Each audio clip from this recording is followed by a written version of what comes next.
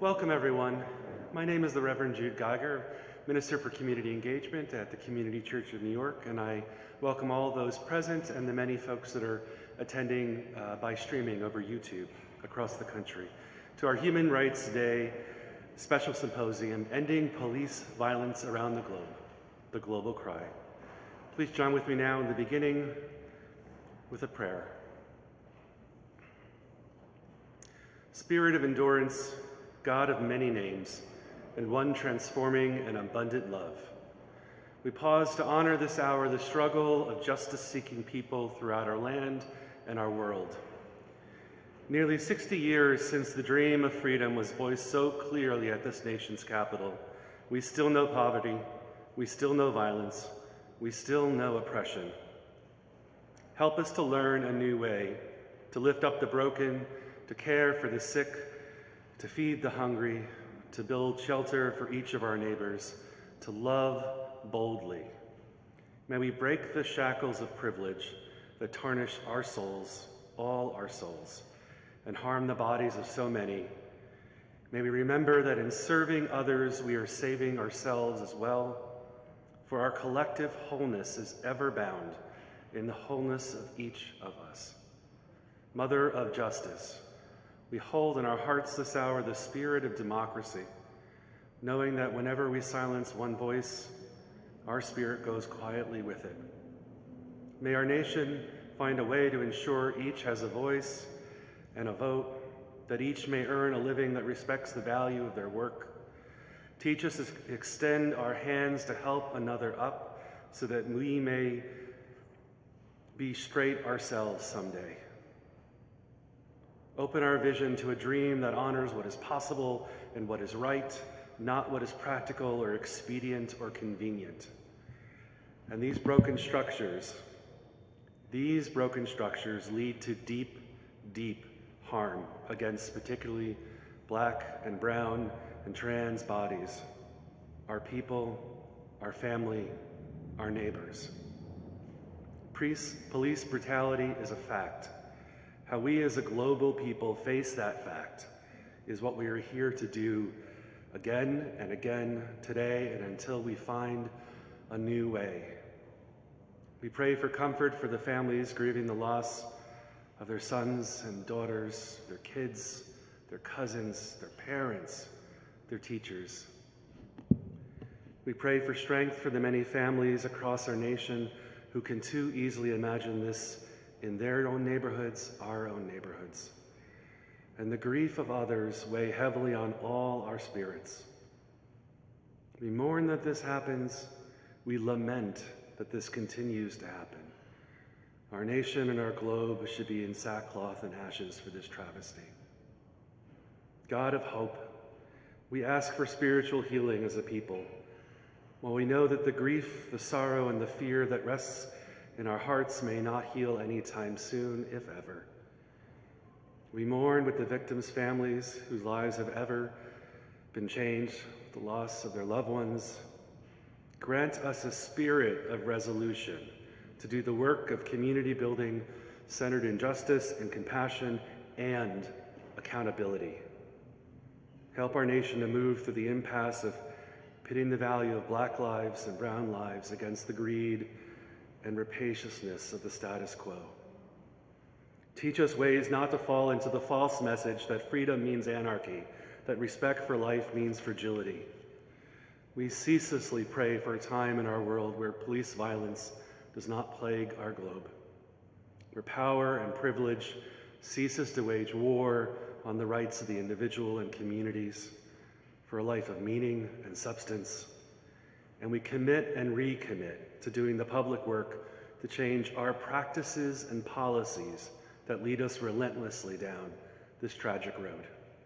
And may we who are gathered together this hour, in person or on streaming, be renewed in our determination to build that beloved community we ever dreamed towards. Amen, and blessed be, and welcome all. And I invite up forward Bobby Nassar, the co-chair of the NGO Committee on Human Rights, for opening remarks. Welcome.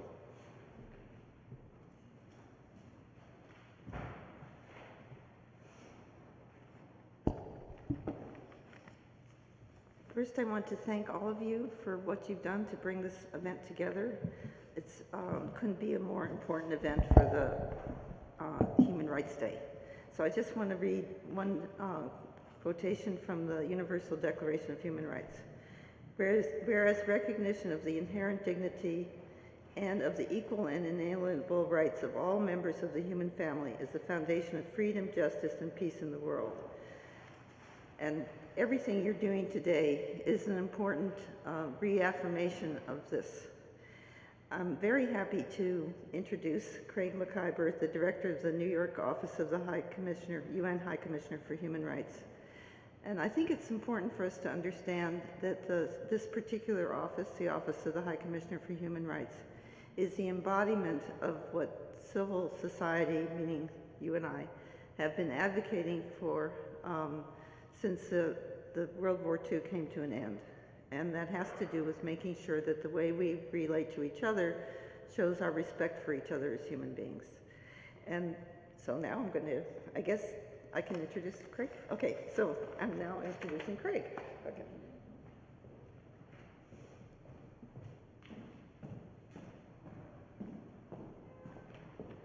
Well, thank you very much, Bobby. Thank you. Thank you all for being here for today. I really want to thank all of the sponsors for today's event, including the Community Church, the NGO Committee on Human Rights at the United Nations, the NGO Committee on Disarmament, Peace, and Security, and of course, those people supporting us from New York University and Howard University. But most especially, I want to recognize and to thank the families and the survivors who are joining us here today. So, I'm very, very pleased that you have thought to include the United Nations in this discussion. It really is an honor to be with you today, and I think it's fitting that we meet here in New York just blocks away from the United Nations, because I'm reminded today that it was to the United Nations 75 years ago in 1947 that W.E.B. Du Bois brought his appeal for racial justice. His call was a very simple one: that people of African descent are human beings with human rights. And those rights were being violated in this country every day, in every sphere, and with impunity. Du Bois called on the UN to be true to its charter and to challenge the scourge of racism, racial discrimination, and white supremacy that had plagued his people and his country since its birth. He appealed to the nations of the world for solidarity, and he demanded action from the United Nations to hold the United States accountable for the injustice that framed the everyday reality of African Americans. Du Bois argued, and I quote him, "Our treatment in America is not merely an internal question of the United States. It is a basic problem of humanity, of democracy, of discrimination because of race and color. And as such, it demands your attention and your action.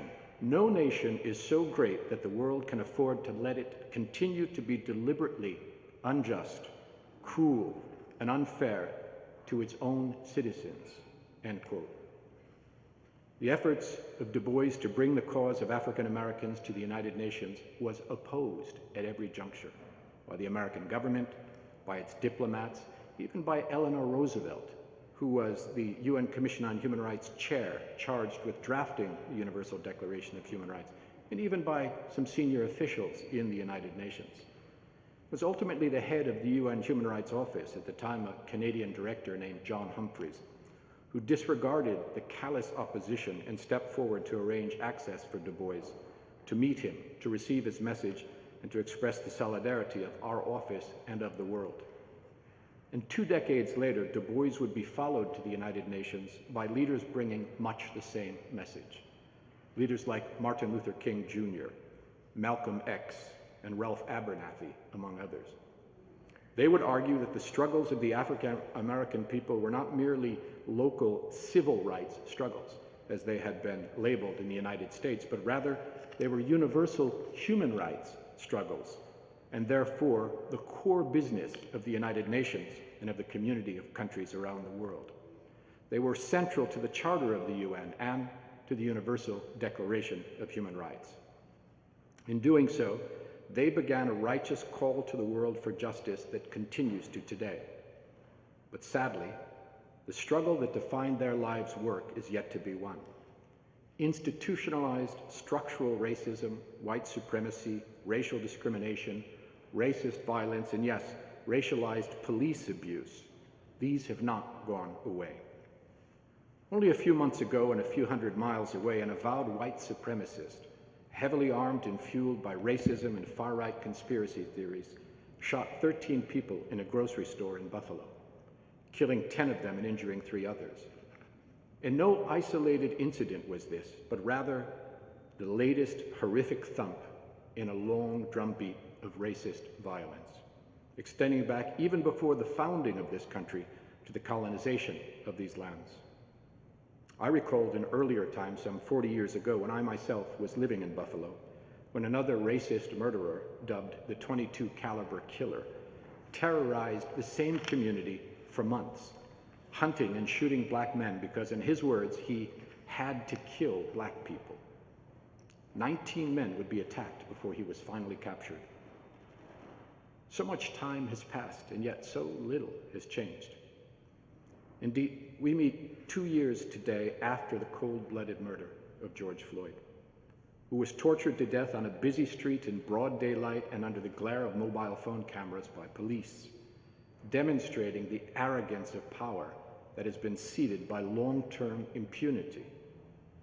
But this time, the perpetrators did not get away with it.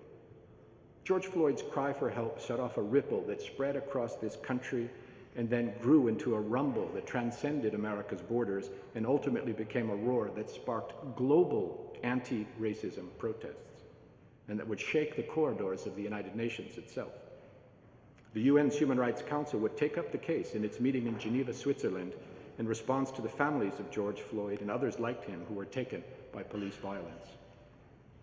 In that meeting, the countries of the world joined together to share their common rejection of impunity in the face of atrocious crimes, and to call for accountability for perpetrators, redress for victims, protection of the vulnerable, and the empowerment of those who were resisting these patterns of abuse.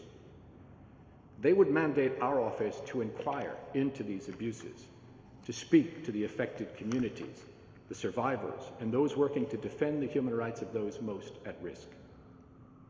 This led to our report to the Human Rights Council, in which we chose not to restrict ourselves to a simple catalog of abuses, but instead, echoing the voices of affected families and communities, we called for action, yes, on policing, but going further beyond that to the root causes of these abuses. We called for an agenda for real transformative change, for racial justice and equality, for action to reverse stubborn cultures of denial, to dismantle systemic racism, to end the ultimate impunity of human rights violations by law enforcement officials everywhere, and to close the trust deficits that haunted communities, to ensure that the voices of people of African descent and those who stand up against racism are heard in the halls of power, and that their concerns are acted upon. We said that if we are to succeed this time, the racist legacies of the past must be acknowledged and confronted through truth-telling, accountability, and actual redress and reparation. And we called upon all countries of the world to translate this agenda into national action plans developed through national dialogues with the free, active, and meaningful participation of people of African descent themselves, to address the specific histories, lived experiences, and current realities here and in each country. We called for international assistance to be provided to those working to change these stubborn and deadly realities, for documenting and following up on specific incidents, consulting and partnering with victims, survivors, and affected communities, and providing guidance and capacity support for dedicated racial justice processes in this country and beyond. And we recommended that the United Nations Human Rights Council itself sustain its engagement to this cause with a dedicated mechanism in order to advance racial justice and equality in the context of law enforcement. So George Floyd's voice was heard in Geneva, as were the voices of countless others who have known the horrors of police abuse and of Jim Crow, slavery, mass incarceration, and institutionalized discrimination. Those who spoke out against the racism and persecution to which people of African descent in the US have been subjected. Those who confronted the racism that pervades every aspect of life, including education, housing, healthcare, the administration of justice, and family life. But the world also knows what we owe to people of African descent in this country for their moral leadership in the global struggle for human rights. Because we know that the global anti-racism movement that has inspired all of us and that shook the world in 2020 was predominantly led by African Americans, who made clear to all their demands for an end to racial injustice and for the total eradication of the stain of racism from our societies. There are international standards for law enforcement to which all countries are bound. Standards on the use of force and firearms, standards for how arrests can be carried out, detention can be carried out, crowd control, their services to the community. These are international standards that apply here as they do everywhere else. Standards that were developed to guarantee the dignity of all persons without discrimination as to race, sex, language, religion, or any other category. They have been violated with impunity here and in so many other countries around the world. So the struggle continues, but these are difficult times for our collective struggle for human rights for all. Racism and white supremacy, ethno-nationalism, neo-fascism, xenophobia, far-right ideologies are on the march again. Apartheid is back, and so is Nazism. This work has never been more important, and so you have our solidarity and our full support.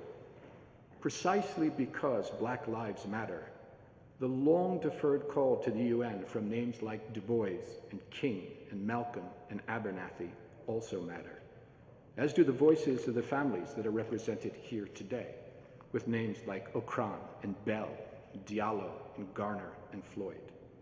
With all of those families and with all of you, we stand with you and your righteous struggle for justice, and I thank you for listening. Thank you.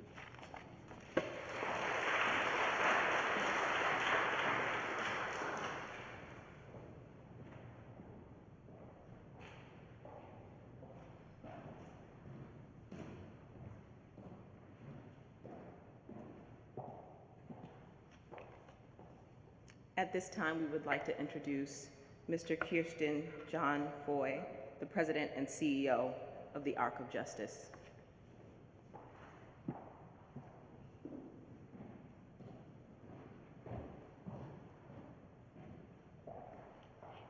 Good afternoon. Y'all can do better than that. Good afternoon. Is this a Sunday morning? If it is, you ought to be ashamed of yourselves. It's an honor and a privilege to be with you all today. First and foremost, I give honor to God. I am grateful for His not finding it robbery to allow me to be of service and of use to Him in the space and the pursuit of justice, which is a divine sacrament. Justice is biblically founded. And for me, it is the cornerstone of my activism. It has been my privilege to work with families who have paid the ultimate price, who have sacrificed involuntarily their loved ones on the altar of bloodthirst and greed and white supremacy. And let's be clear, these things are foundational to this nation. They are foundational to Western society. And in order to understand our struggle here, it is important to recognize the global context. And the UN is the most appropriate vehicle and vessel for which to have a conversation about how the United States of America is a white supremacist nation that enjoys privilege on the backs of Black and brown people and has since its inception. And people like the Bells, who are here today, and Gwen Carr and so many others, who have sacrificed their loved ones on those altars have then committed themselves to tearing those altars down. And it's important to recognize that there are those of us who are in this because we are called to it, and then there are those of us who are in this because God drafted them. And those who have been drafted to this have been given a particular kind of strength and dignity and power that I hope to never know. But we must give honor to those who walk in that calling. And I am in awe of them on a daily basis, every day, for the work that they do in the face of the pain, in the face of the institutional opposition, in the face of the apathy, which can be as bad, if not worse. It is a hard thing to imagine for those of us who are in here, but there are people out there that just don't care. They don't care that innocent blood has been shed. They don't care that people are suffering, families have been torn apart, because they want to preserve their privilege. They want to preserve their station in life. And much of that is based on insecurities, socialized insecurities. The idea that life is a zero-sum game, that there must be a winner and there must be a loser, and we are going to maintain our winning posture at the expense of everyone else. So in the pursuit of justice, the first thing we've got to do is tear down the paradigm that it's a zero-sum game. That in order for us to rise, you must fall. That is a narrative that has been perpetuated by the people who have benefited from these structures. They're not the ones out there yelling and screaming at the families. They're the ones prodding those who are yelling and screaming at the families. They're not the ones that actually show up at the Capitol. They're the ones that incite those that show up at the Capitol. And those who hide in the shadows benefit financially off of the divisions, benefit materially off of this paradigm that in order for us to rise, others must fall. And they sell that to their people. They sell that, and then people buy it because they themselves are in need of something. And we have to remember those who are on the other side, many are driven by hate, many are driven by deep-seated insecurities. And we've got to address those insecurities very forcefully and directly. And we have got to address the paradigm that we all operate under, that in order for us to rise, you must fall. We've got to move past the historical divisions. We understand that communities of color have been segregated legally, historically, that America operated under a system of apartheid. We dumbed it down a little bit, we watered it down and called it segregation. We even gave it a name, right? Jim Crow. We personalized it.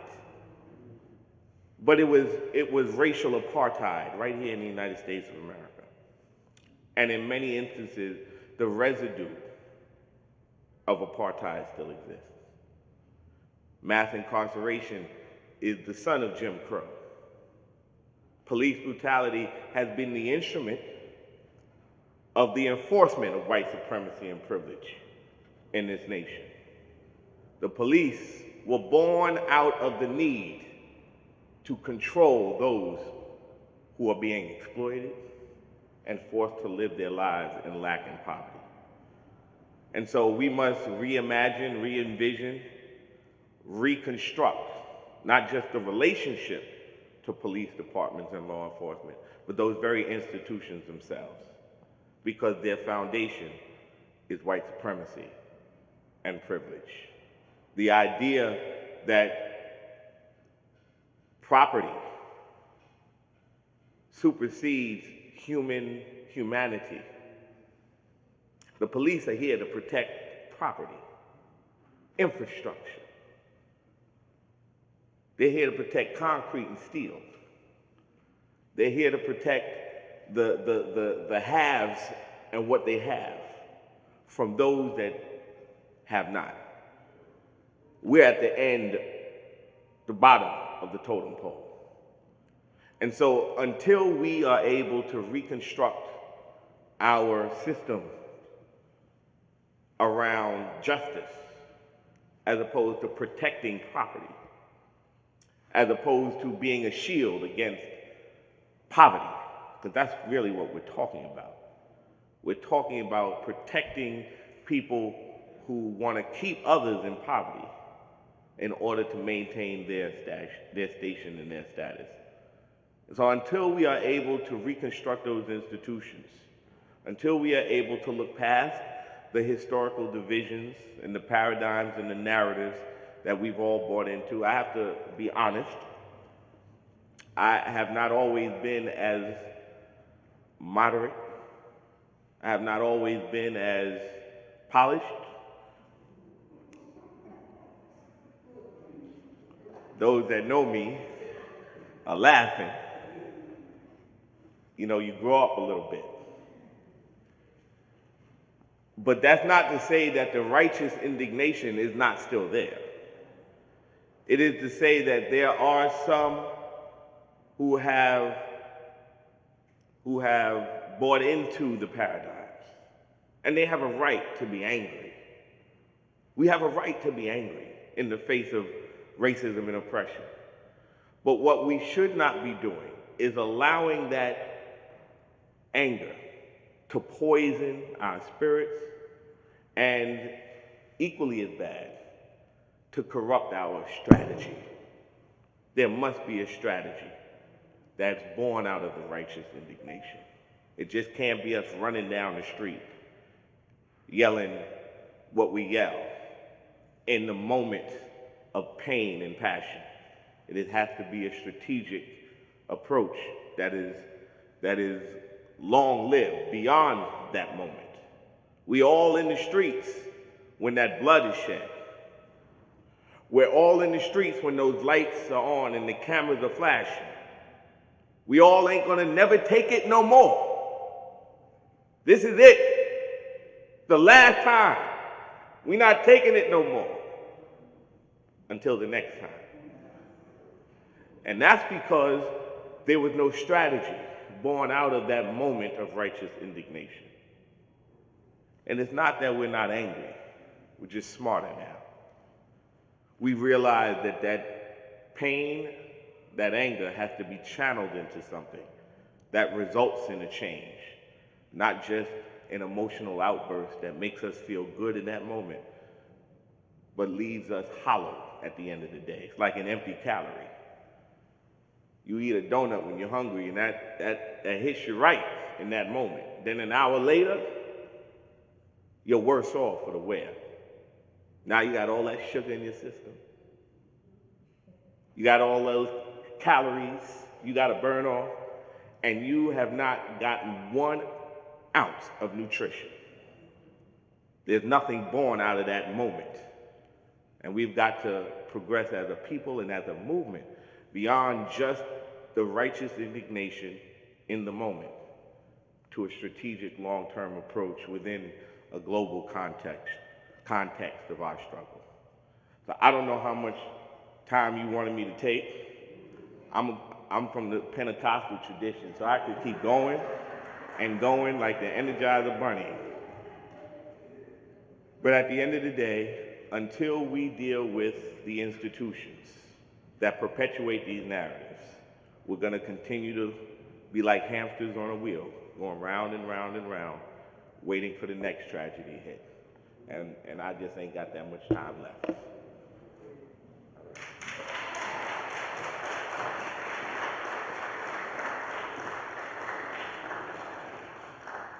For those of you following online, you'll notice that we varied the speakers. Some people are not able to be present here with us, but this is the days of COVID, and we recognize that this issue is so much bigger than us.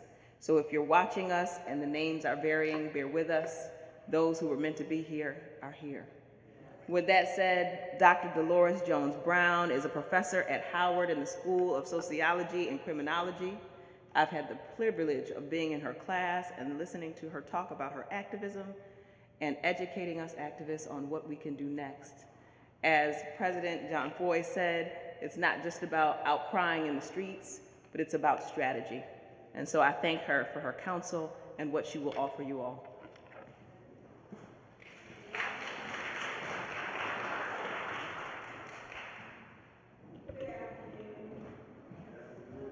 I am a recovering lawyer and a retired academic, and so the idea that I've been given 15 to 20 minutes to speak is a little bit challenging, but I'm going to do the best that I can, because I do want us to have an opportunity to hear from the families who are directly affected by the discussion that we're having today. So I'm going to try to cover 4 areas in my talk. How I came to this work, the world before George Floyd and Breonna Taylor, recommendations for change and prevention, and a vision for creating new knowledge to address this blight against humanity. I want to thank you all for being here for this very important conversation. And I first want to thank my former student and my pending co-author, Ms. Mia Thornton, for inviting me to be a part of this discussion. It is a topic that is near and dear to my heart. Since 1985, when I was a 20-something-year-old law student at Rutgers University, and my professor brought in cases of champagne to class, you can't do that these days, to celebrate his victory before the United States Supreme Court. The case he won was Tennessee versus Garner, a case in which the court outlawed the use of lethal violence to apprehend a fleeing felony suspect if that person was unarmed and non-combative. In the case, a 15-year-old named Edward Garner was shot in the back of the head while running away from the scene of a residential burglary at night. The house was not occupied, and the officer admitted that he did not believe that the teen was armed, nor did he feel that the teen was dangerous. Officer Hyman admitted that he shot young Garner simply to prevent his escape. The majority of the court ruled that the shooting was unreasonable under the circumstances and a violation of the 4th and 14th Amendments to the United States Constitution. The shooting took place in Memphis, Tennessee. Both the teen and the officer were Black. A purse with $10 was retrieved from the teen's body. Though immediately following the court's ruling, police shootings substantially decreased. The effect did not last. And as we approach the 40th anniversary of the Tennessee versus Garner decision, I am dismayed that we still live in a world where people of color, especially those who are Black, are disproportionately the victims of police violence. Victims are young and old, male, female, and LGBTQ+, low income, middle income, and affluent. They are killed in urban, suburban, and rural spaces under circumstances that are questionable at best, and sometimes, and some would say often, clearly criminal. Yet still we struggle to prevent such deaths and to hold officers accountable. My name is Dr. Delores Jones-Brown. I am a retired professor for the City University of New York. I was the founding director of the John Jay College Center on Race, Crime, and Justice, and was a faculty member in the Department of Law, Police Science, and Criminal Justice Administration for nearly 25 years. I'm currently affiliated with Howard University in Washington, D.C., Randolph-Macon College in Ashland, Virginia, and Virginia State University in Petersburg. President Foy and I had the opportunity to work on the stop and frisk issue here in the city many years ago. In 1997, and I want to repeat that date again, in 1997, I began writing a series of articles about policing and the use of deadly force. The articles were directed to my colleagues in the legal profession in New Jersey. They had provocative titles like License to Kill and License to Kill the sequel, Fatal Profiles, Too Many Tragic Mistakes, Not Enough Justice, and The Right to Life with a question mark, Policing, Race, and Criminal Injustice. In each one of those articles, I argued that if the courts would not hold police officers criminally liable when they killed innocent civilians, there would be no incentive for them to stop. In the first article, I addressed 4 cases, all of which had been decided within 1 month of each other. 3 of the cases were decided in a single week. The victims were 3 African Americans and a Latino. The killings occurred in 4 different states. None resulted in state convictions. I want to pause here to say their names: Johnny Gamage from Pittsburgh, Pennsylvania, Carolyn Adams in New Brunswick, New Jersey, Tyron Lewis in St. Petersburg, Florida, and we may know Anthony Baez from New York City. Their names have been lost. Many people who participated in the 2020 protests probably never heard most of those names. In these cases, however, the circumstances that led to their death did not involve felony accusations. Gamage died from positional asphyxia. That means that 5 officers knelt on his body until he stopped breathing during a traffic stop. Carolyn Adams was an alleged prostitute shot in response to a bite. Anthony Baez, as those of us who are from New York know, was playing in the street with a football that accidentally hit a patrol car. Only Tyron Lewis was an alleged felony suspect because he had stolen a car. By 2001, in the Fight Fatal Profiles article, I was writing about 14 victims in 11 incidents. No overlap, these were new cases.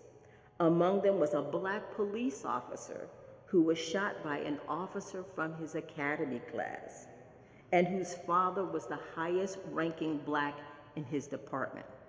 I want to pause again to say their names: Sergeant Cornell Young Jr.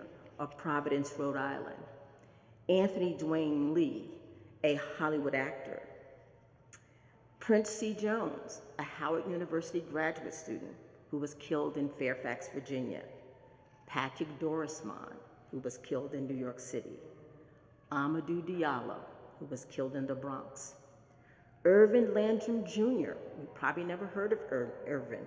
He was killed in Claremont, California, Margaret Mitchell, who was killed in Los Angeles, A. Demetrius Du Bois from San Diego, California, and a former NFL player, Gray-Hopkins, probably someone else we didn't hear of, a high school student in Prince George's County, Maryland, and Tyesha Miller in Riverside, California.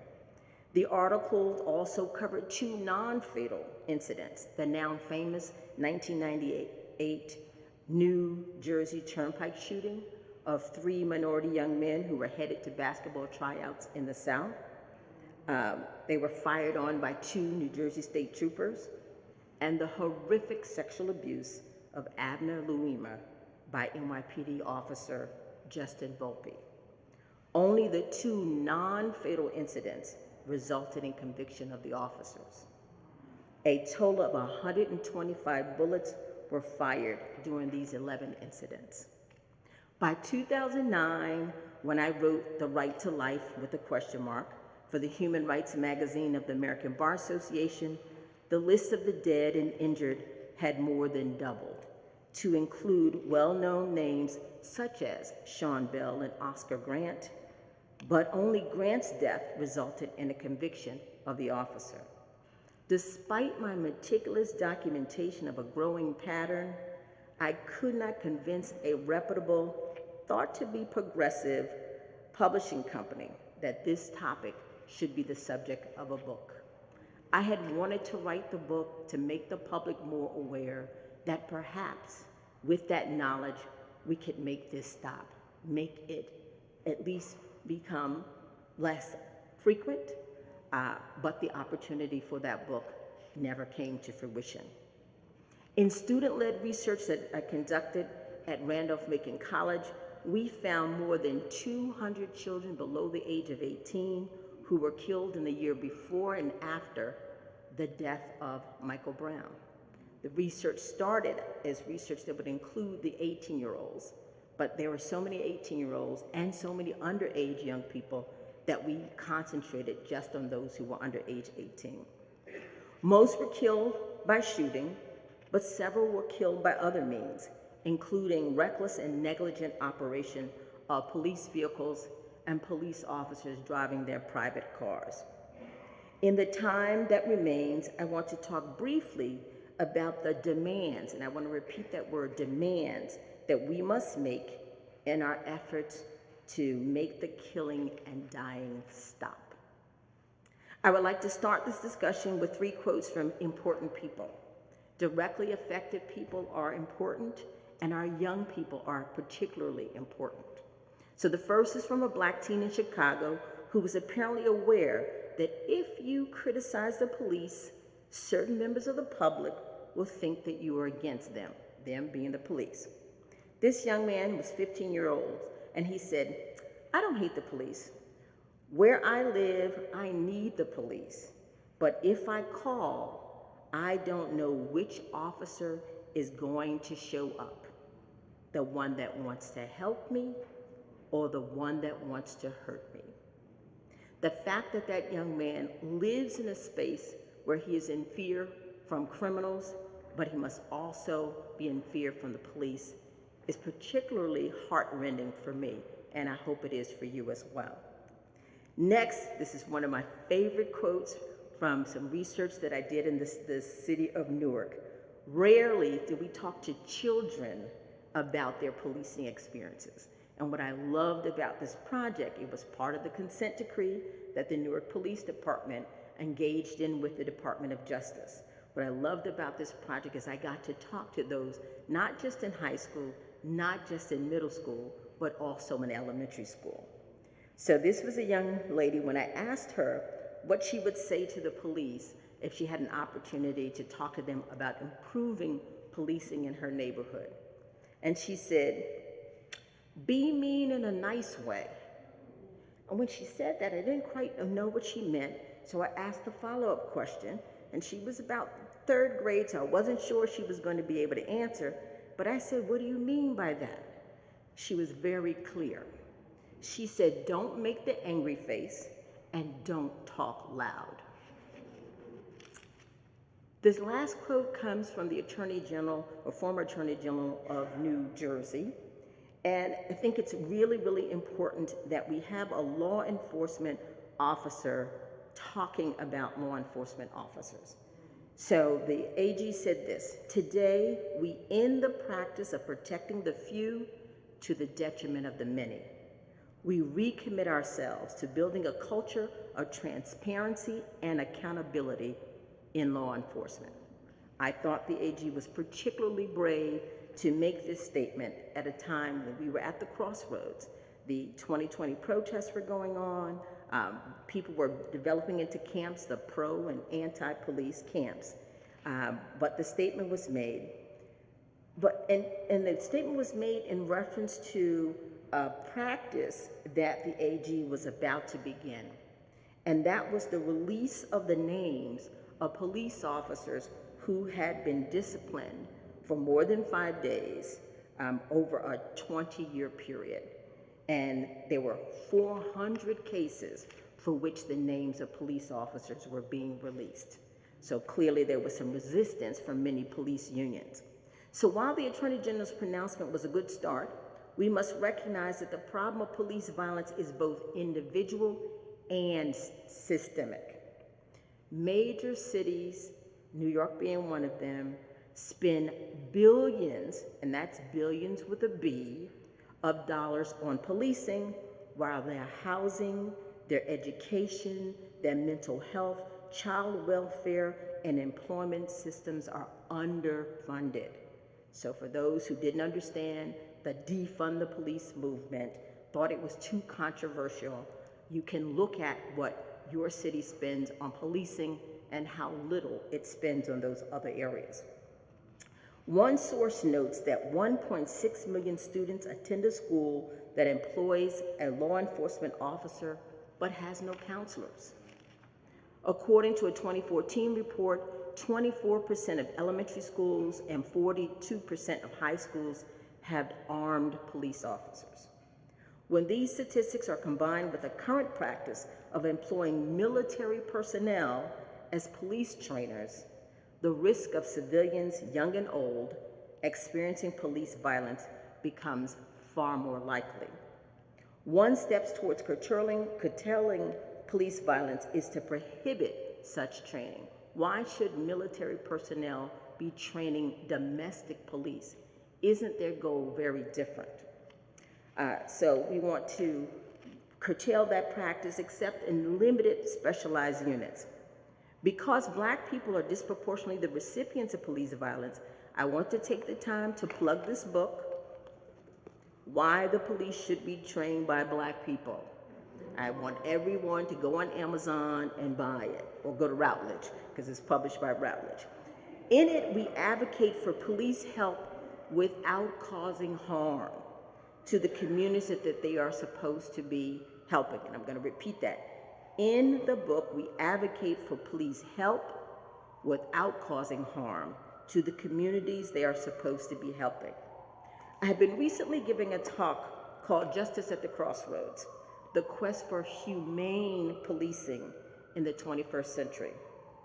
In that talk, I condemn the following practices: the use of life-threatening restraint techniques for non-criminal and minimally criminal behavior. Who would think a man would die for allegedly selling cigarettes? Who would think a young man would die for having an air freshener hanging from his rearview mirror?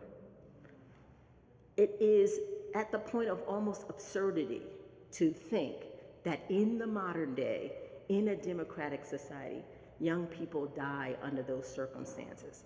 It is also the case, I live in the state of Virginia, that's where I'm originally from. We have a big campaign about the right to carry firearms, but when Black men who have licensed firearms are stopped by the police, they die. So I'm working on a piece I'm calling Fatal Liberty. They want to be at liberty to carry guns, but the police see an armed Black person as automatically criminal. I also advocate against the use of violence against children. This includes handcuffing, pepper spraying, and tasing children, because police are doing that. You can go and Google up many videos. A major problem is the instilling of a war mentality in new recruits and then sending them into the streets of low-income, socially disadvantaged neighborhoods with no real training about how to engage with members of that community without using violence. The practice of tasing people to death, which is pretty clear, right? It defeats the purpose of having tasers, right? That if you tase a person to death, because tasing is supposed to be a less lethal means of handling a situation. Shooting at and from cars. We have police officers who shoot into cars. There's a young woman, Elena Mondragon. She was 17 years old, pregnant. Her boyfriend was the driver of the alleged stolen car. Her and her fetus were killed when the police fired into that vehicle. And my absolute least favorite practice of policing ever, and I have to be clear, I spent 10 years teaching sworn NYPD officers exclusively at John Jay. And so this is not an attempt to bash them, and many of them have also expressed their displeasure with the way their colleagues behave. But contagious shooting, how many people know what that term is, contagious shooting, right? So it's the practice of firing multiple times simply because the fellow officer is firing, especially when the shooting is at residential properties. I never understood why the NYPD would fire 41 times at a residential building in the middle of the night when people were home and in bed? Wasn't there any other way, even if in fact, and he wasn't, Mr. Diallo had been the person that they were looking for? Why would you put all those other people at risk? For Sean Bell's death, how can you fire 50 times into a mixed commercial residential community? That shows no regard for the other people, including the people who are your targets. So, and this, we only find it happening in communities of colors. So what I want to advocate for is the uniform adoption of the duty to intervene. And you've probably heard that a lot in the aftermath of the George Floyd killing. That is requiring officers to stop and step in when they see their colleagues about to or causing unwarranted harm to unarmed civilians. Reporting of problematic officers on a national database so that they cannot be hired by other law enforcement agencies. Firings and convictions. There is a bit of a light at the end of the tunnel. A lot more officers are being fired and being convicted of the crimes that they engage in.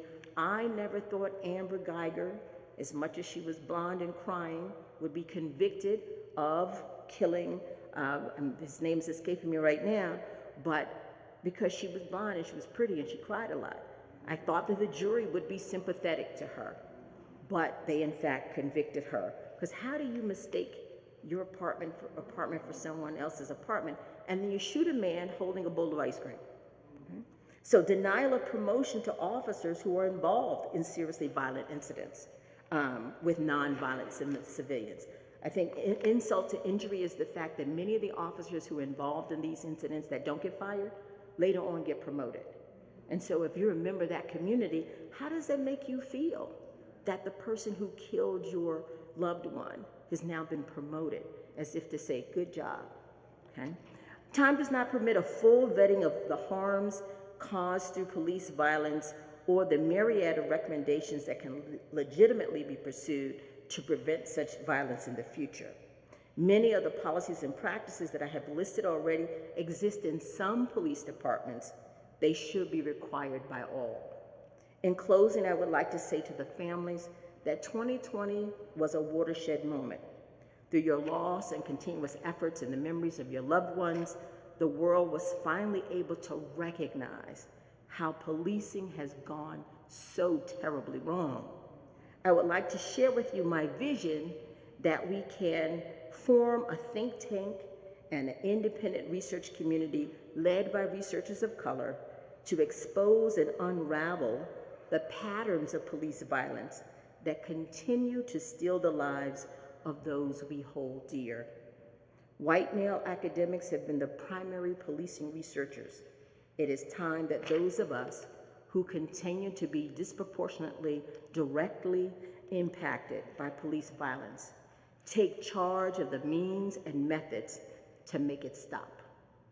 We have the will, we can gain the power, and 2020 was just a start. Thank you so much.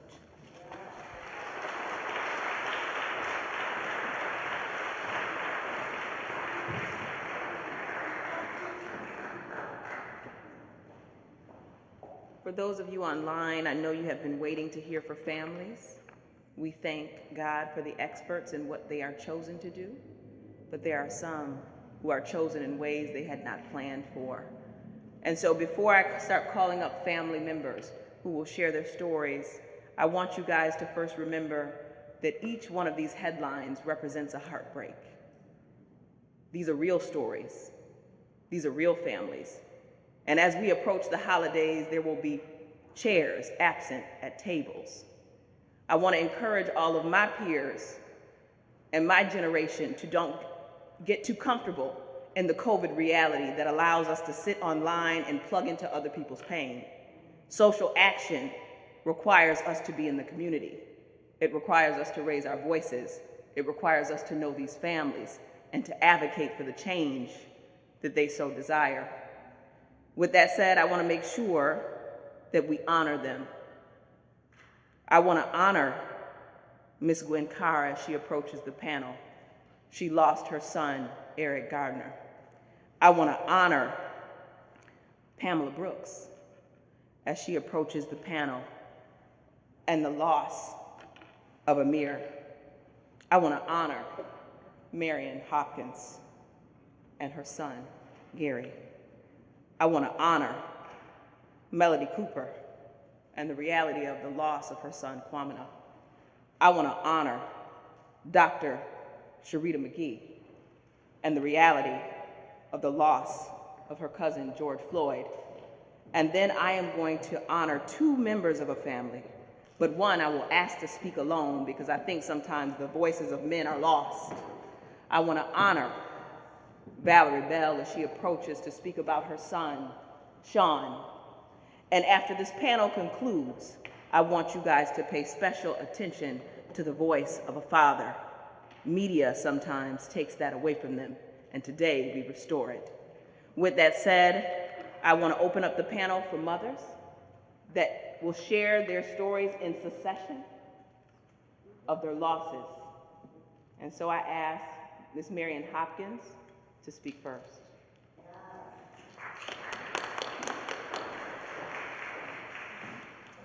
Good afternoon. Thank you, Mia Thornton and Ms. Gwendolyn Carr, mother of Eric Garner, for this invitation to be here today. It's an honor and it's a privilege to be here with some of my angel moms and my angel dad and other family members that are here today. We often say that we are a club, a sorority of which we didn't pledge nor ever wanted to be a part of. My name is Marion Gray-Hopkins, and I am the co-founder of the Coalition of Concerned Mothers, the executive director. But more importantly, I'm here today as the voice of Gary Hopkins Jr., whose voice was stolen. His life was stolen to police violence.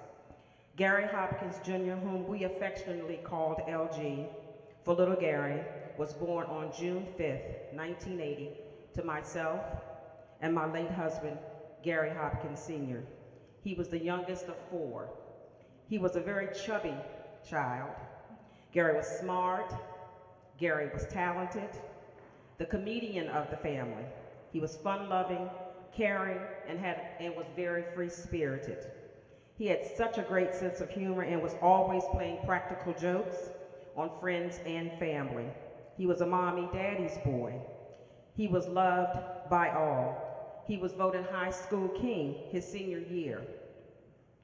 He was loved by all. In high school, he was on the wrestling team. Gary played softball. He was on the drama team. He often performed at both high school and talent shows. He was an avid lover of writing, poems, and raps. He was an aspiring local rapper and was often sought out to perform across DC, Maryland, and Virginia area. His stage name was Fats. He loved the supermodel Tyra Banks. He loved her so much his whole entire room was walled of photos of her. His favorite foods were snickerdoodles and my homemade goulash, which he used to take the Dorito chips and crunch them up in the goulash. He also loved collecting the little troll figures, of which his siblings still have and treasure today. At the time of his death, he was a junior in college, full-time student majoring in mass communications and with a minor in business management. He also worked a part-time job at a local nursing home. Gary was known as a mentor to his very own peer group. On the night of November 27th, at the age of 19, Gary was murdered by two Prince George's County, Maryland police officers following his attendance at a dance that was hosted by his supervisor at a local fire station. Just 16 days earlier, we lost his father, my husband, to a very short bout with terminal bone cancer. He attended that dance that night because he had been invited by his supervisor because he was dealing with a lot of grief for the recent loss of his father. That day, Gary called his friends, some of his close cousins, and invited them to attend that dance with him. He went to the dance that night. One of Gary's friends got into a verbal altercation with one of the other party goers. Gary, always being the peacemaker, broke up the altercation between his friend and the other party goer. When they got ready to leave the event that night, Gary was a passenger in one of the vehicles that his friend was driving. And Gary was sitting on the outside ledge of the car. As I mentioned, he was a jokester. He was always playing jokes. So he was a passenger sitting on the window ledge when an officer came and blocked them from exiting the fire station. Gary was in the lead vehicle of that car. The officer gets out of his patrol car with his gun already drawn. He comes up to the vehicle and he puts that gun to Gary's temple. Gary moved the gun, was trying to move the gun away from his temple when he was pulled off the ledge of the car by this police officer and spinned him around, and as he fell backwards, a second officer who was moonlighting that night made one fatal gunshot wound to Gary's chest, killing him. We often hear the stories coming from the narrative of the police officers. I will tell you that Gary was treated less than human that night. His friends were there. They went to Gary's aid because none of the folks there rendered any aid. The dance was at a fire station where they had paramedics that were there. No one rendered aid, but what they did do was take Gary from the arms of his friend, drug him to the side of the road where they left him there to die. The hospital was directly adjacent to the fire station, but again, no one rendered any aid to Gary. I'm sorry. It was later shared that there was a tip from someone stating that there were weapons, drugs, and alcohol, which we often hear the stories, the narrative coming from the mouths of law enforcement, that there were drugs, alcohol, and weapons in the car. There were never any found. There was never any identity of who this tipster was on the scene, nor at trial. Because some will say that my family was one of the fortunate ones because we did get an indictment. They indicted the police officer who did the fatal shooting, but they did not indict the officer that precipitated the event that night, the incident, that night. That officer that precipitated this incident was under multiple investigations for excessive force, yet there was no indictment. I later learned through depositions and trial that Gary knew both of these officers because, again, he was a mentor to his peers in the community where we lived and had witnessed these same two officers using excessive force against a neighborhood friend. So I believe that my son was executed by these two officers that night that were neither one was on active duty that day. They were moonlighting at two different locations, but ended up at this fire station.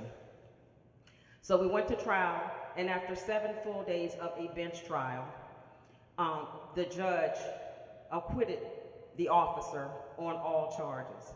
Unfortunately, today we see in too many cases where there are no indictments, there are no convictions. We are now, as mentioned earlier today, that we are seeing some, but far less than what we should see. They say that there are 1,000 people murdered every year by law at the hands of law enforcement, predominantly Black and brown Americans. That would mean that Gary has been gone 23 years this past November 27th. We're talking 23,000 lives that have been stolen. And how often do we hear there are convictions or that there are indictments? Again, far little than there should be. We are asking that our system, where we're saying that our system needs to be overhauled. We are dealing with systemic racism and white supremacy, and we are demanding that the United Nations steps in and assist us with getting our due justice and accountability. I'll mention a few things that needs to happen, and not just within any particular state, but across this United States of America. We need to end qualified immunity. We need more and frequent psychological and drug testing of officers, not just when there is an excessive force case or there is deadly force, but they need to periodically be tested. We need to implement nationally independent investigators where there are officer-involved killings. We need to implement real citizen review boards without law enforcement on those boards, giving those citizens full investigatory powers of police-involved incidents, fully eliminate where they exist today, the Law Enforcement Officer Bill of Rights. We should also eliminate the good old boy network. We need to incentivize police officers that want to stand up and want to do the right thing so that we can shut down this blue wall of silence. We need to eliminate and remove resource officers, armed resource officers from schools, allocating that money to programs for our children and so where there can be social workers and there can be counselors. Hire more mental health professionals to accompany law enforcement officers when they are called into crisis situations. Vote. We have to vote and hold our elected officials accountable, because a lot of times we see where the police unions step in, they fund their campaigns, and then they are held accountable to them.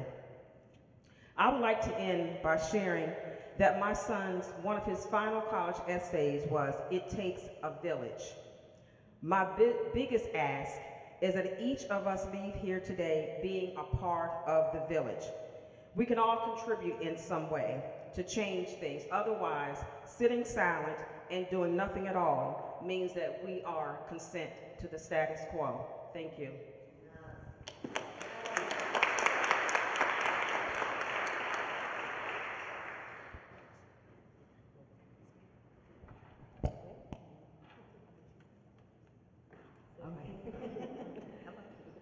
Giving honor to our God, our Lord and Savior Jesus Christ. That's how I am here today, each and every day, due to our Lord and Savior Jesus Christ. I want to thank Mia Thornton for thinking of me and my husband and my family members and friends who are here today. 50 shots, November 25th, 2006. You read all about it. Just to give you a little story about it. On October 30th, 2006, my son decided to get married. And I said, "When, Sean?" He said, "Next month in November." I said, "Wow." And I'm thinking, how are we going to do this? But God had it all planned for him to get married. So November 24th, he went out to a bachelor party, a place where not well known, not knowing he was going to go there, but friends, you know how they come together, young men want to do a bachelor party. So he goes there. Everybody didn't know it. My husband went there also. Him having a good time with his friends. Then after the bachelor party was over, they leave out, the altercation started with Guzman and his driver in front of the club. Undercover officers were there, supposed to be covering for something else, but end up shooting at our son's car 50 times. One of the young men who had the argument said, "I'm going to get my gat." But it wasn't that. My son comes back and said he has to go in the club to get his cap. So of course, the officers followed them as they walked to the car. Sean, Guzman, and Benefield get in the car to leave. Guzman seeing somebody with a gun, not his badge, and they thinking it's a carjack because of the argument that he had that night. So Guzman tells Sean, "Pull off." Sean, not knowing, he decides to pull off. And that's when it all started. The first officer shot 11 times. Other officers hearing him shooting come and join him. That was a day that I'll never forget. 16 years now, is still in my heart. Every month in November, I begin to cry because I'm thinking of replaying the story, what happened to our son for no reason. Sean was a young man who loved life. He loved people. He loved his two little girls, one now 16, and one now is going to be 20. Nope, 20. Thank you, Mr. Bell. She's going to be 20. He loved his little girls. I never forget Jada being the oldest. He would bring her over for me to watch her. She's crying, and he's calling me, telling me, "Ma, take her outside." I said, "I know how to raise children." And when I took her outside to walk around, of course, she stops crying. Sean's favorite holiday was Thanksgiving. His favorite food, sweet potato pie and mac and cheese. and I still continue to make that, and his daughter, Jada, loves the same type of food. He was, like I said, a young man, went through high school playing on John Adams' baseball team. His school, John Adams High School, won the 1999 championship out of all the high schools in New York, and he was a great pitcher. That he was well known for that. He also loved electrical work. At the age of 13, he decides to take apart the radio, and I said, why? He said, don't worry, Ma, I got this. In the year of 2006, during that time, he applied for the apprenticeship for electrical school. He passed the test. He passed the interview. My brother, retired electrician, called me in January of 2007 that he was going to be placed in the school. And when it happened, I just kept on doing what I normally did that day, thinking it was going to be a wedding, preparing myself to go to a wedding. Hearing from his future sister-in-law giving me a call, said Sean had an accident. And the first thing I'm thinking, it was a car accident. Leaving my house about 4 o'clock in the morning, going to the hospital where I worked, Jamaica Hospital, and the room they took me in, I knew it was over. Because there's a room in the hospital where they take you to let you know that your loved one has passed on. Seeing all these flashlights, these cops, it's like, Lord, what is happening? What is happening? But I continue. I didn't stop. We did a 50-day vigil, and we did it right across the street from the police station. It wasn't a police station that involved the officers that killed him. We were just there to show them we was going to stand for our son no matter what. They were very friendly, didn't bother us. We stayed there for 50 days in honor of our son, Sean Bell. Going through the verdict, the trial, I believe if the year was 2009, for about 45 days. And on April 25th, hearing the verdict was unbelievable, not guilty. What cannot they see or hear or hear the shots, like you said in the neighborhood, that it happened? Why? Not understanding why the cops were not convicted. But we still continue on with life because we're standing, being a voice for our son, knowing that he cannot speak for himself.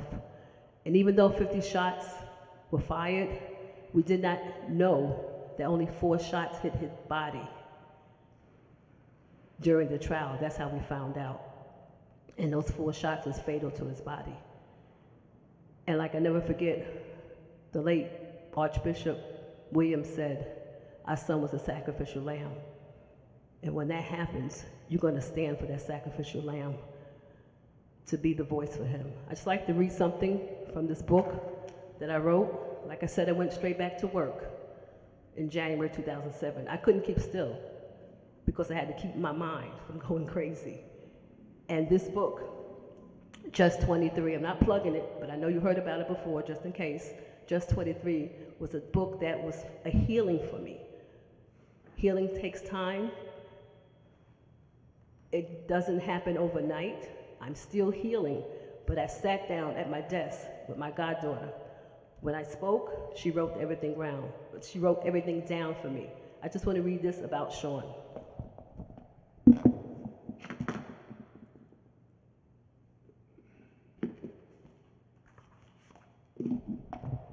It's called Sean. Opens up with a scripture.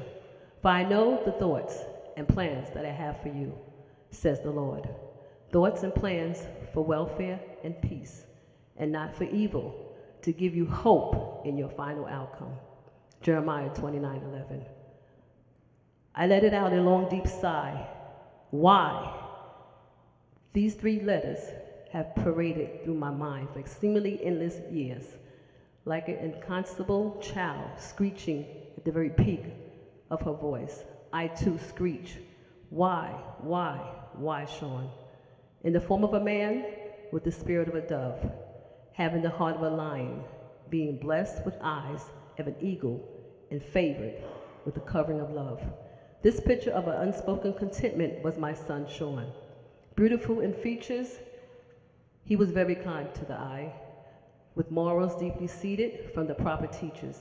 He was a gentleman, not just some guy, Life's experience bore him stripes upon his back, though being born a black man in America guaranteed him that. Soft-spoken, soft-hearted, like a lamb, he come to me, resting his head upon my breast. He would speak to me about dreams and simply things, baseball, his family, the new things his eyes would see. But the day would come when his simple dreams would cease to be. My child upon my breast, in his love, and our love rests untouched, permanently etched into the creases of life past. As I try to silence thoughts, my mind will struggle no more to hold what is not lost, because he lives perpetually in eternal love. Like I said, he was a young man who cared about people. He was a young man that knew what he wanted in life. He had an old soul, my sister said. Being the second child, he would always try to be a father to his sister. Always have friends out there who would come to him for advice about girls.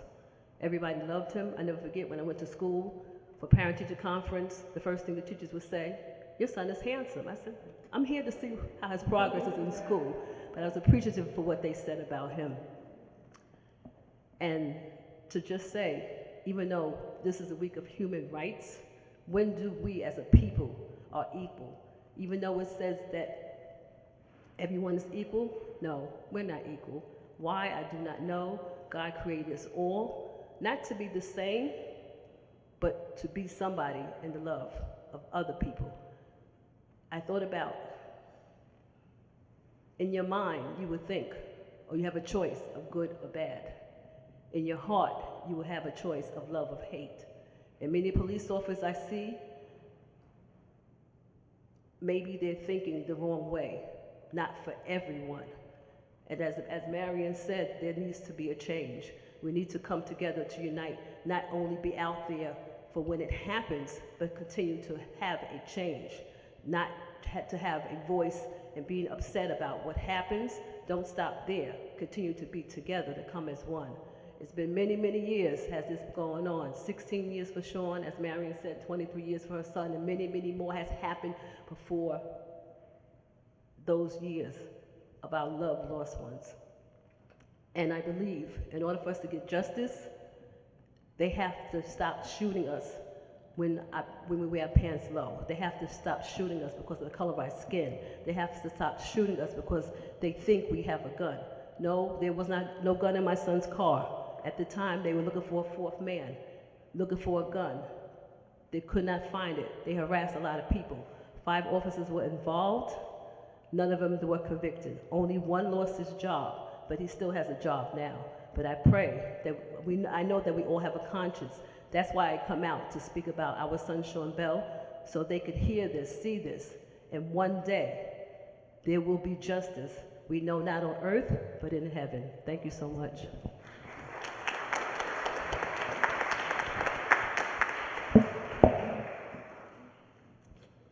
Good afternoon, everyone. Can everyone hear me? Yes, giving honor to God, who is first in my life. And I am so appreciative to him because of him is why I still am in my right mind. And because, you know, when these tragedies happen to you, you don't know which way to turn. You don't know who to talk to, who not to talk to, who is just trying to capitalize on your tragedy. And we have so many of them out there like that. My son was Eric Gardner. He was born September the 15th, 1970. I remember that day so well in my mind because when your child is born, you can remember exactly what you were doing that day, what you did before you got in labor, what you did the whole day. And you know, I remember that the same as I remember the day of his death. But Eric, he was a very, very loving, a very person who you would like to be friends with because he never met a stranger. He used to come home and say, "Ma, I brought my friend home." It could be the first day of school. He probably never met these people before. And he would say, I brought my friend home to eat lunch. He was just that kind of person.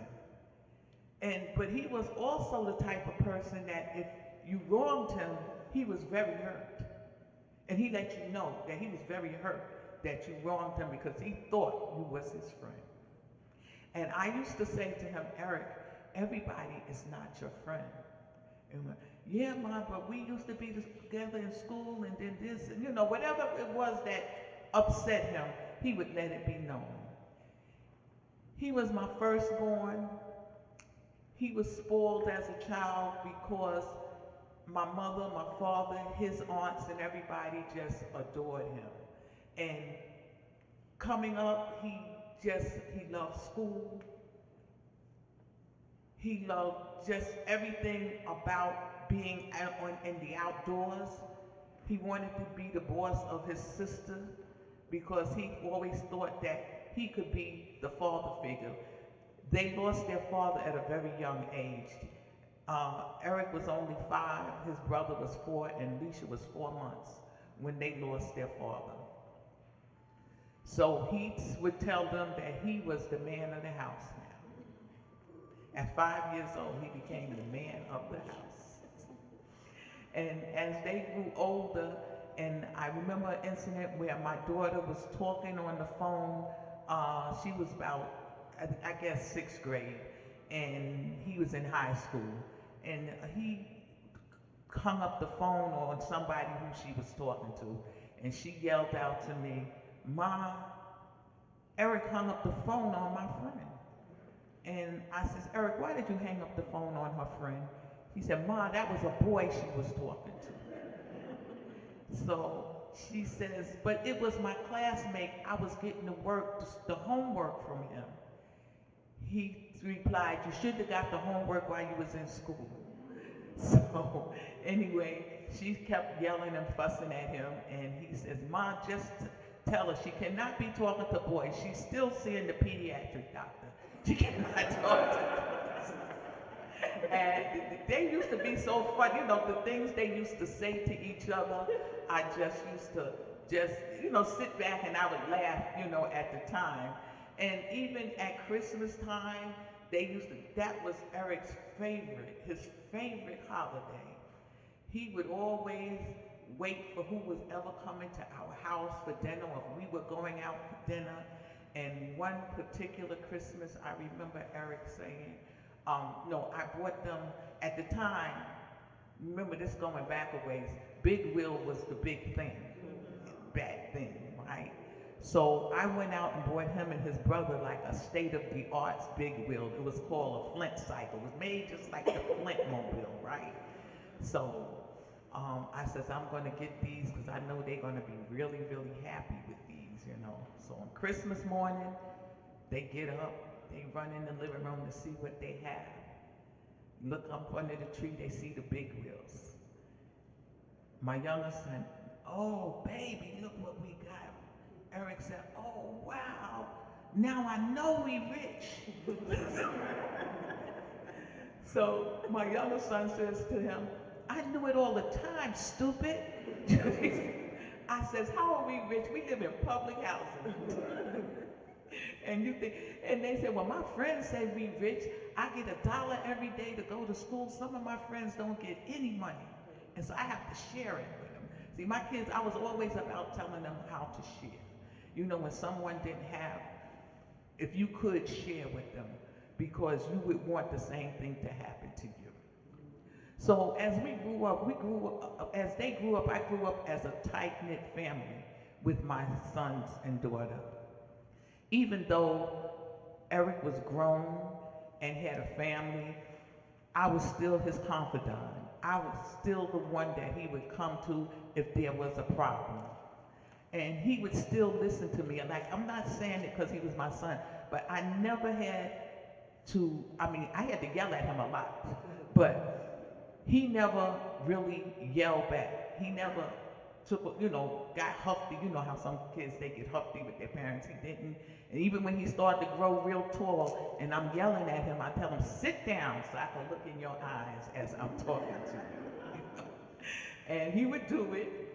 And he would just sit there and listen to what I had to say. I know he was saying, I wish she'd hurry up so I could get out of her face, you know. But, you know, he was so respectful that he never ever said that to me, but I know he thought it. But, you know, it's just like the day when he was born, I had tears of joy. The day he died, I had, you know, tears of tragic. And I remember so well that morning, I decided to call Eric because I hadn't heard from him in a couple of days. And when I called him, he answered, and I said, Eric, I haven't heard from you, and when I called your phone, it was going to voicemail.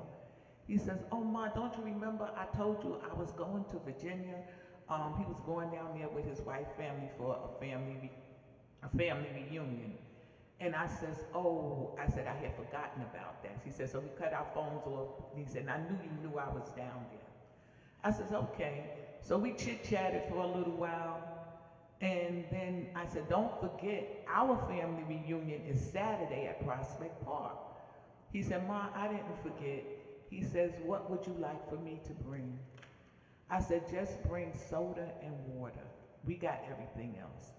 He says, okay, Ma, I got it. We talked for a little while longer and said our goodbyes. He says, okay, Ma, I love you. I said, love you too, Eric. That's the way we always ended our conversations. But never knowing that would be our last conversation. That's why I play that conversation over and over and over in my mind. You know, I just can't forget that conversation. And sometimes when I play it in my mind, it's a comfort to me because I says, I'm just so glad I spoke to him that day. I'm so glad that it wasn't like we were estranged and I didn't know where he was or hadn't spoke to him in days or weeks.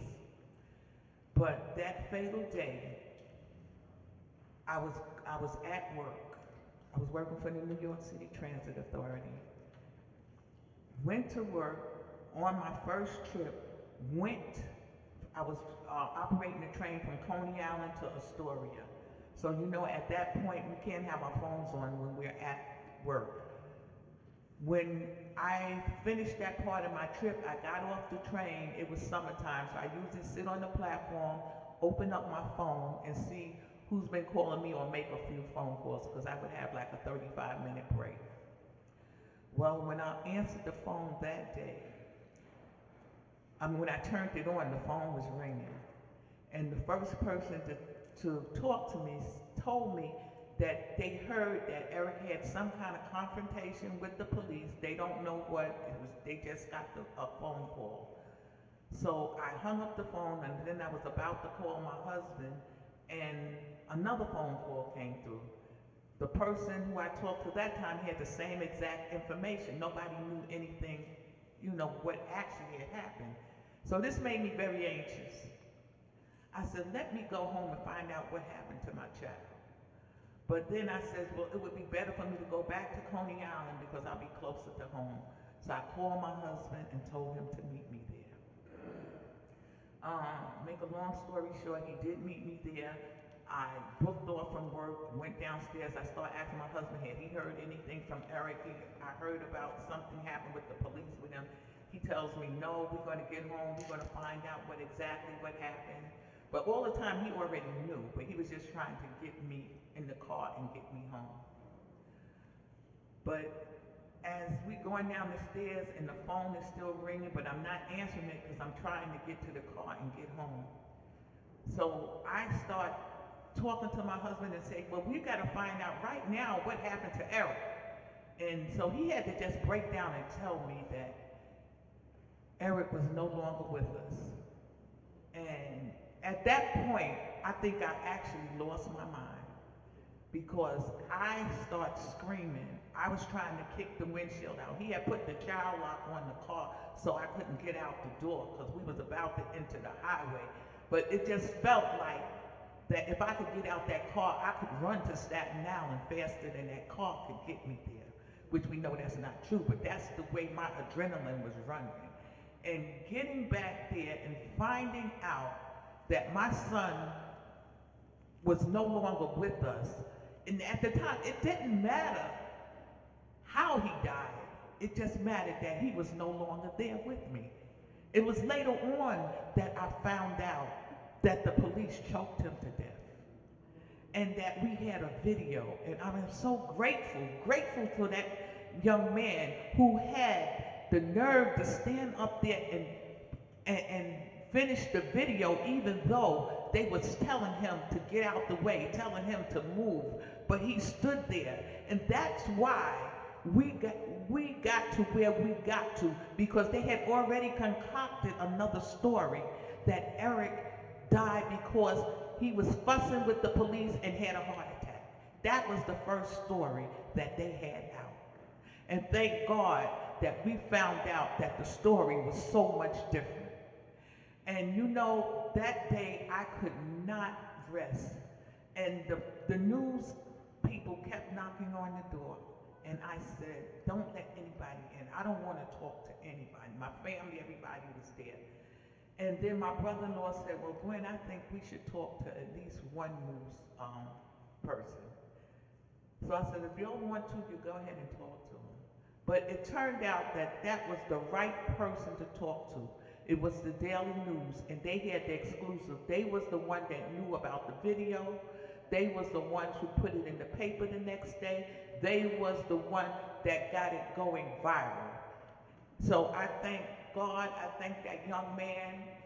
He don't know, he really have my heart for that. But I was in a very dark place after then. I wanted to just lay in my bed and just go to sleep and wake up when this horrible nightmare was over. But you know, this nightmare was never over. So I decided, when you can't just lay here, you have to get up out of this bed. So when I did get up out of the bed, I said, you know what, I'm not just gonna let it go like this, because the papers, the media, they always put a spin on the story. They always tell a story the way they want to tell it, the way that they can get credits, and the way that they can sell papers.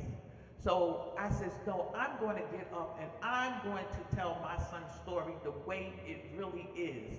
I'm going to lift up his name. Since he no longer have a voice, his mother does. So I decided to turn my mourning into a movement and to turn my sorrow into a strategy. So that's what I did.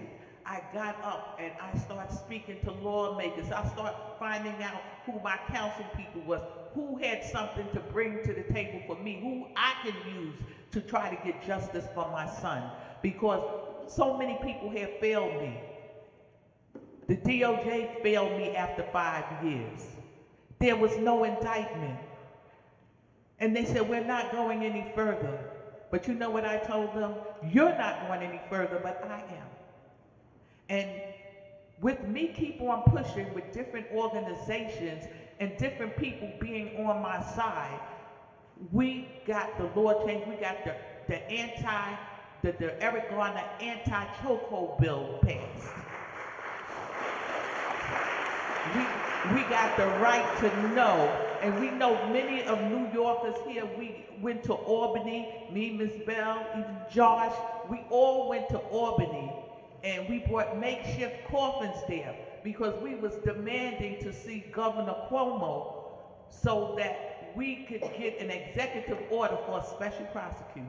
And at first, he wouldn't even see us. You know, Miss Bell, we tried for many months going up there in the cold winter up in Albany, and he wouldn't see us. He wanted to send one of his representatives, and we said, we will not see your representative.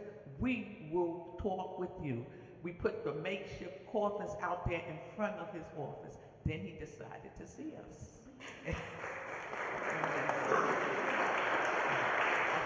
But you know, I just thank God. I thank God so much for letting me come this far, and with the friends and families that I have.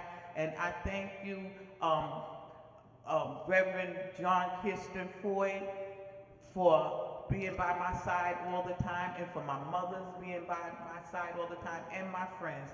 And there is so much more I could tell you, but you know, I need another 2 weeks. So, So thank you all very much.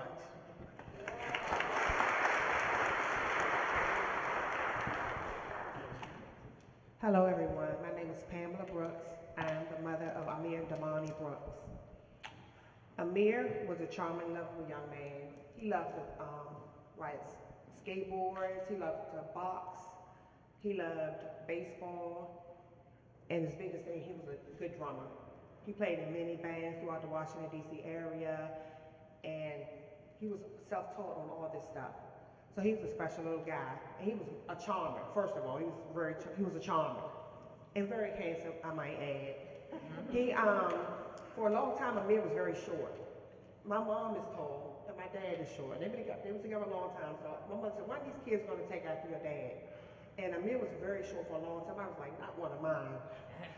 But like when he became like 16, 17, he got up to 6'3". He's overnight growth spurt. But I want to keep on because of time. I remember back in July 2014, I saw Miss Carter on the news, and I was like, I prayed for her because I can never imagine being in the shoes that she was in. And I was like, I couldn't imagine losing my child like that, and to law enforcement at that. But little do I know, 3 weeks later, I was going to be walking in the same shoes as her. And it also happened 3 days before Michael Brown was killed, 3 months before Tamir Rice was killed, all in 2014.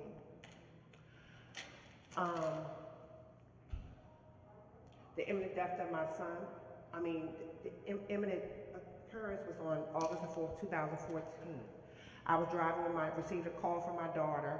She was screaming in the phone to get to Washington Hospital Center because my youngest son, Amir, was in a bad accident, and I needed to get to the hospital immediately. I was in complete shock, couldn't believe what I was hearing, and nobody could have prepared me for what I heard when I got to the hospital.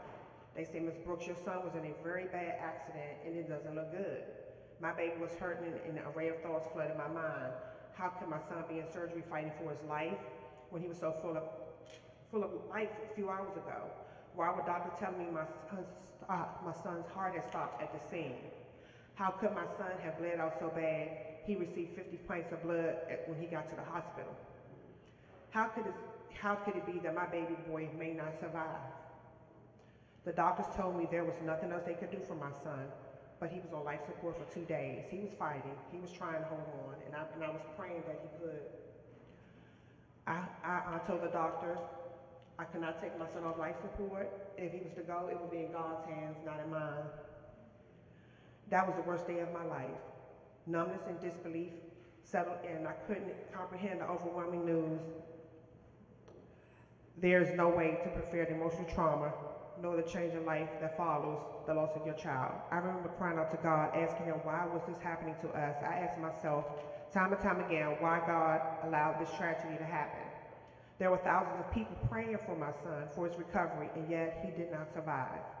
I had to realize that our prayers would result in God's will being answered and not our own.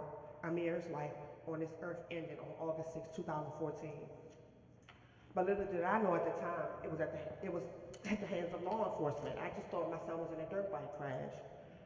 After my son's death, the vehicular homicide unit came to the hospital and sat me down and said, your son was chased on a dirt bike by off-duty Prince George's County, Maryland police officer.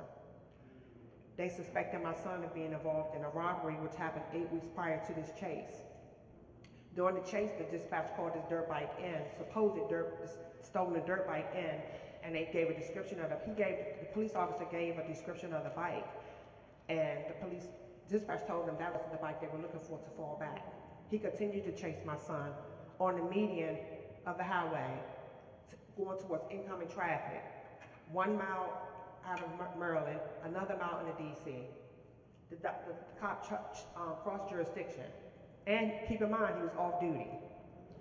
So Amir's cousin was also on the bike. He survived the crash, but he was, thank God he was here to tell us the story. And he also said this officer was bumping the back of my son's bike. And Amir, unfortunately, he crashed. He lost control of the bike and crashed. This police officer and the whole thing was caught on tape. The officer pulled up to the scene and he saw my son, who was gravely injured because his back was broke, his neck was broke, every bone on the right side of his head was crushed. his femur bone was completely out of his leg. And he bled out, but by the grace, he was holding on, he was still alive. And it's caught on tape that it shows this police officer pulling up to the scene, looking at my son on the ground, pulling off and leaving him there. I think the biggest problem that I had with this whole thing, that even if you were right or wrong, help my son. Who's to say that maybe you could apply pressure, my son may have survived. We don't know that because you didn't do it. But he went back, and he was working at the time in the apartment complex I lived in. He was working part-time. How do you do the little moonlighting, like Marion's case? He went back to the apartment complex, on the log sheet, chased her bike, but bike fled into DC, period. How about you chased the bike into DC, you left him there, you didn't help him, he was hurt. None of that was, they were told none of that until I told them. Nothing was done to this police officer, just like in many cases. He was on desk duty for a couple days, and nothing was done to him. My son, and I'm looking like all these parents that I meet over and over through the years. You might get a couple of convictions, which one conviction is a lot for, that's a conviction for all of us. But there need to be more convictions. These police officers need to be held accountable. And one thing they do not need to be doing, if they get terminated for misconduct, don't hire them nowhere else. They should not be hired anywhere else as a police officer or any kind of law enforcement capacity, because we're losing too many brown and black young men and the women out here with no accountability. And I can go on and on, but I know for time I'm going to keep going. But you have to hold these police officers accountable. And I'm also a member of the Coalition of Concerned Mothers. I'm the director of community outreach. I'm also the founder of the No Chase movement, which I founded after my son's untimely death. I became a certified grief coach after my son's death because so many mothers throughout the country was reaching out to me to talk to them. So I said, I can help them and I can help myself in the process. I also became a mentor for SONG, which is Saving Our Next Generation. It's a youth group in Washington, D.C. I go to the youth detention center 2 times a week and talk to children that are inmates. So I try to keep myself busy. And a lot of times I bring up my son's story because I tell those kids, y'all have a second chance. My son didn't have a second chance. So if you don't do nothing else, live for him. But again, we have to hold these police officers accountable. You have to get a proper training, especially for the mental health side. They definitely need training for that. And just hold them accountable. That's all I can say.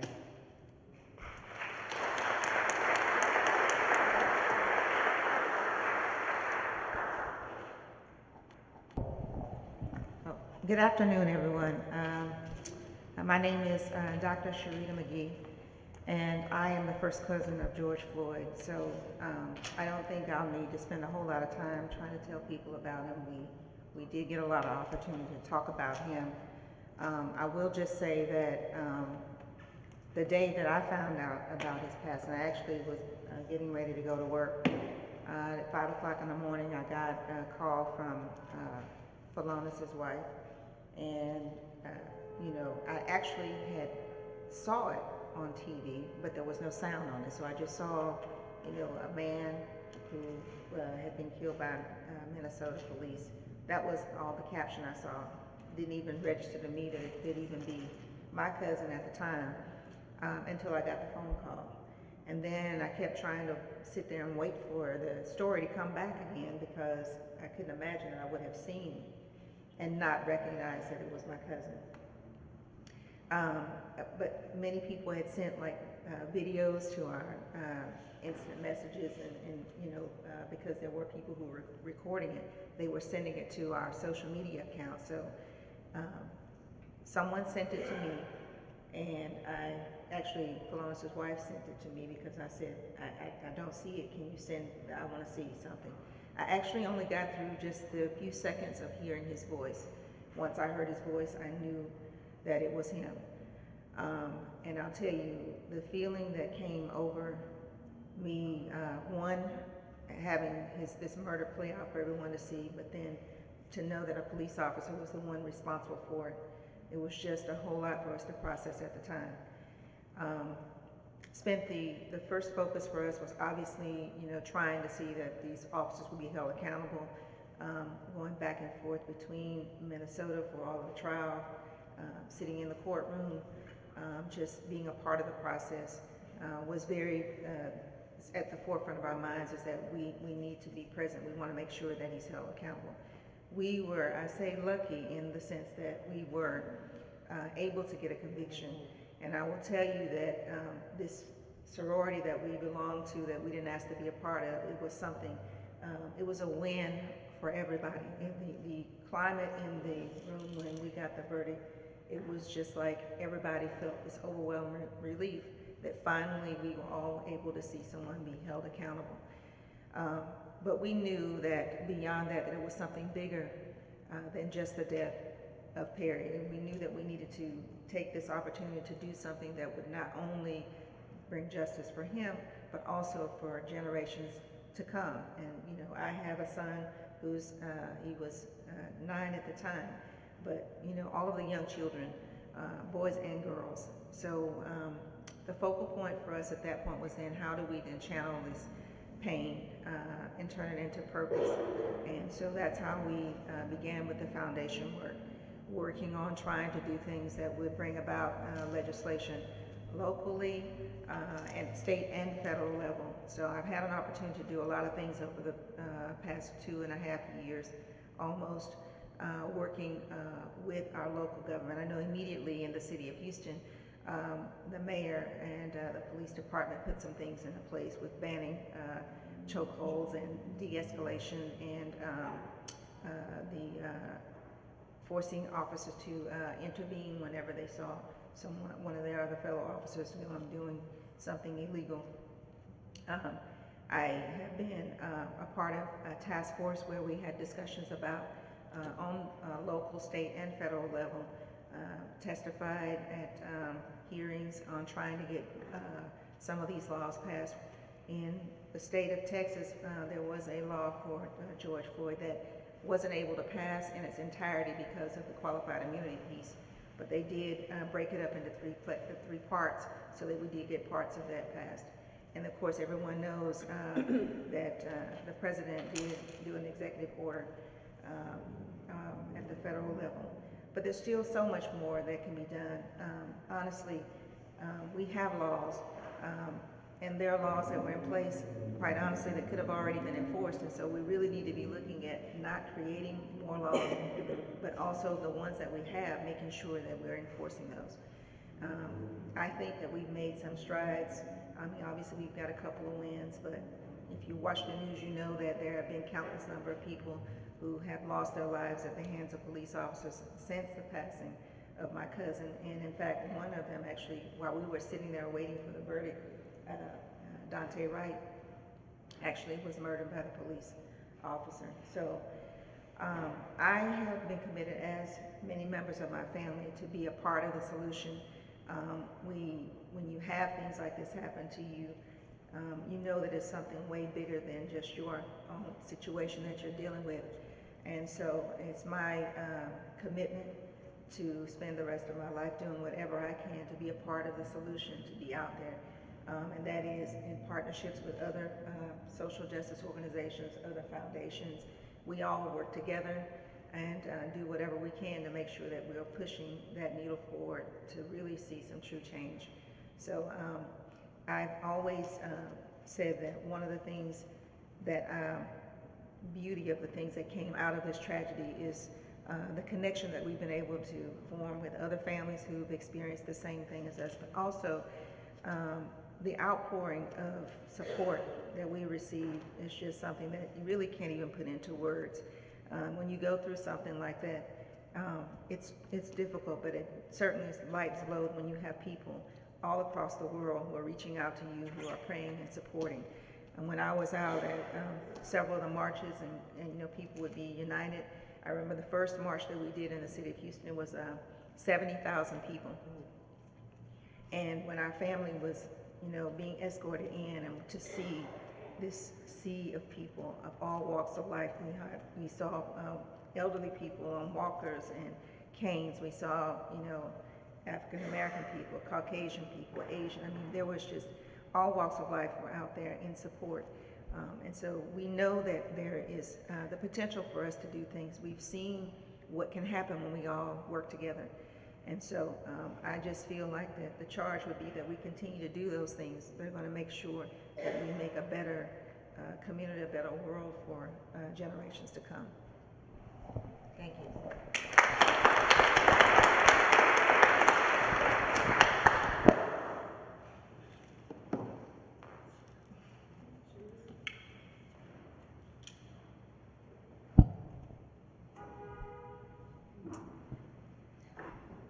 Good afternoon. My name is Ms. Melody S. Cooper. I am the mother of now deceased Kwame Outcry. Kwame was born a prince. His family was from Ghana. His grandfather was a king. His father passed away 3 months prior to Kwame's death, so Kwame became the king. His grandmother and him were making preparations to go back to Ghana so that he could be crowned king of their tribe.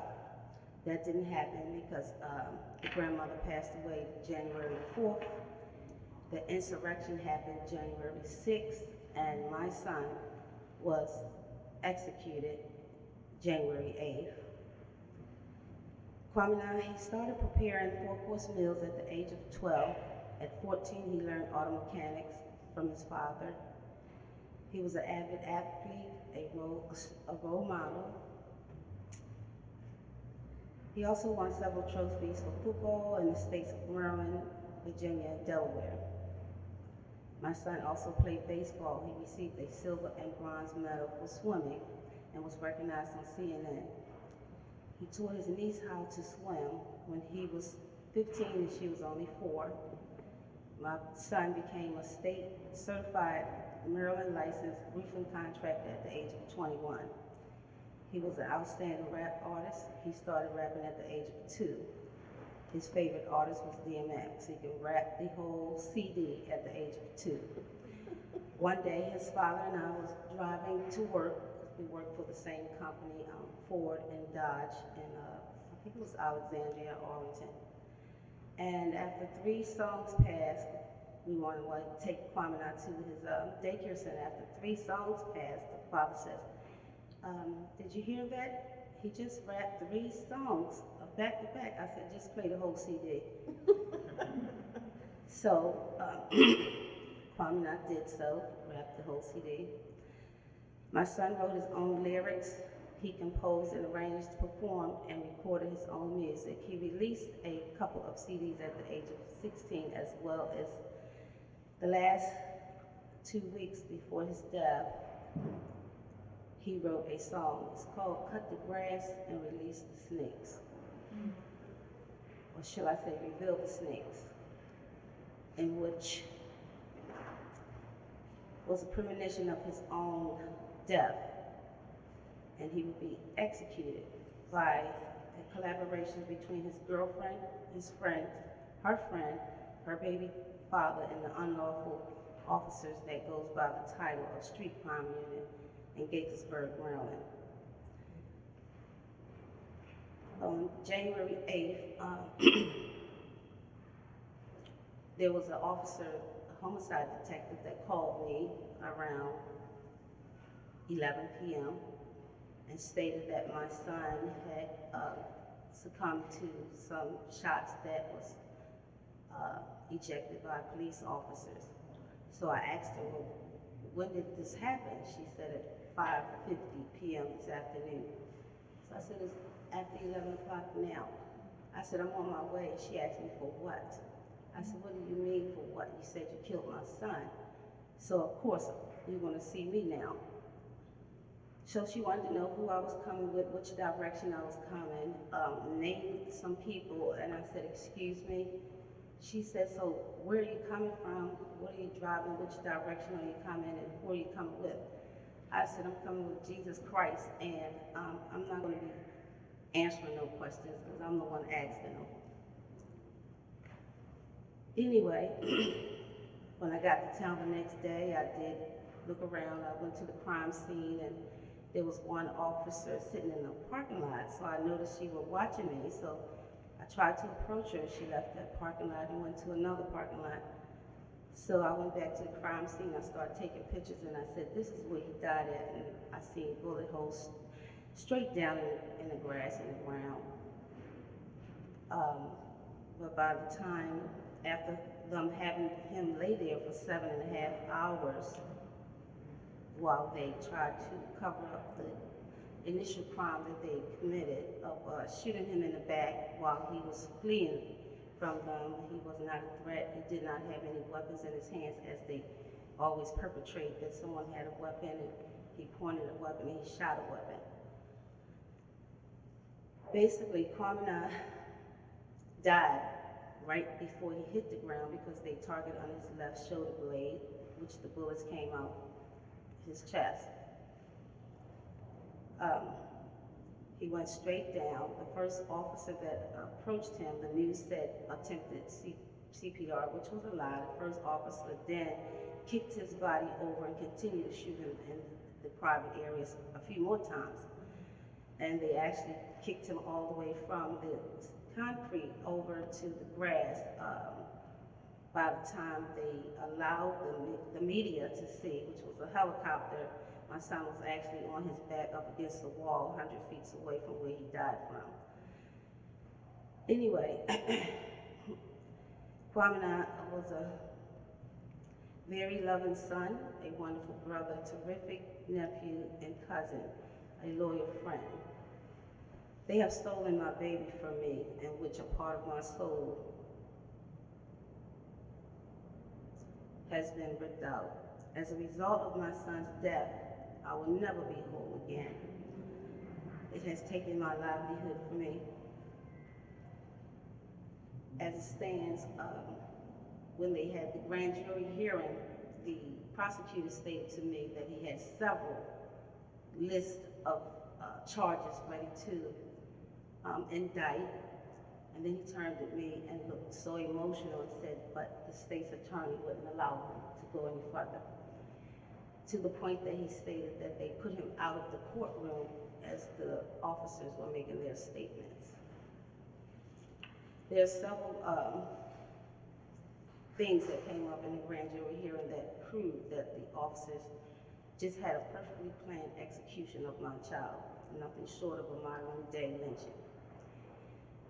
So there it is. We didn't get any justice for my son as of yet. I did write the Attorney General's office. He stated that I should write him again with some facts. And since I do have the documentations of the grand jury hearing, I will take that information and resubmit it and pray that the right person goes over it so they will go ahead and reopen my son's criminal case.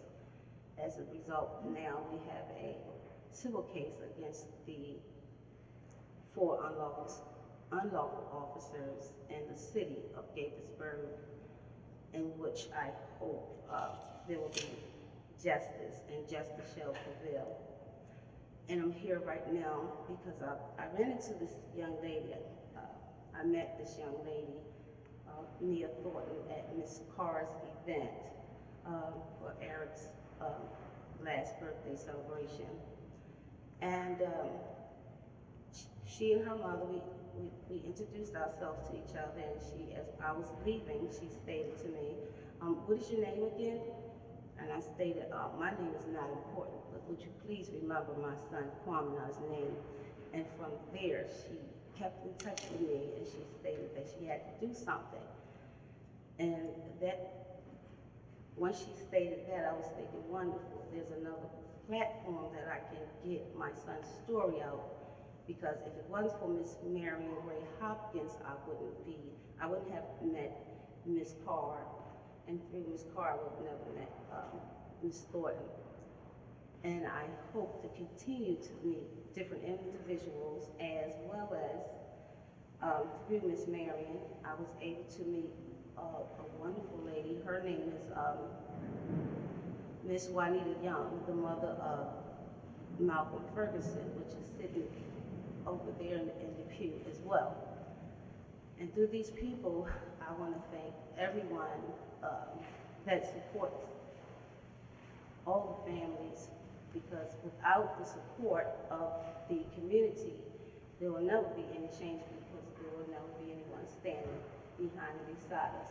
So I just want to thank Mia and everyone here today for being here and listening to our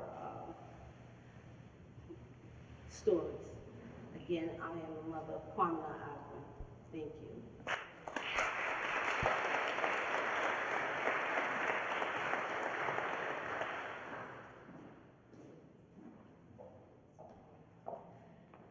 As you guys can see, these stories can never be bound by time because what is lost for the individual and for the family has so much meaning. It's hard to categorize a life in 5 minutes, 10 minutes, 20 minutes.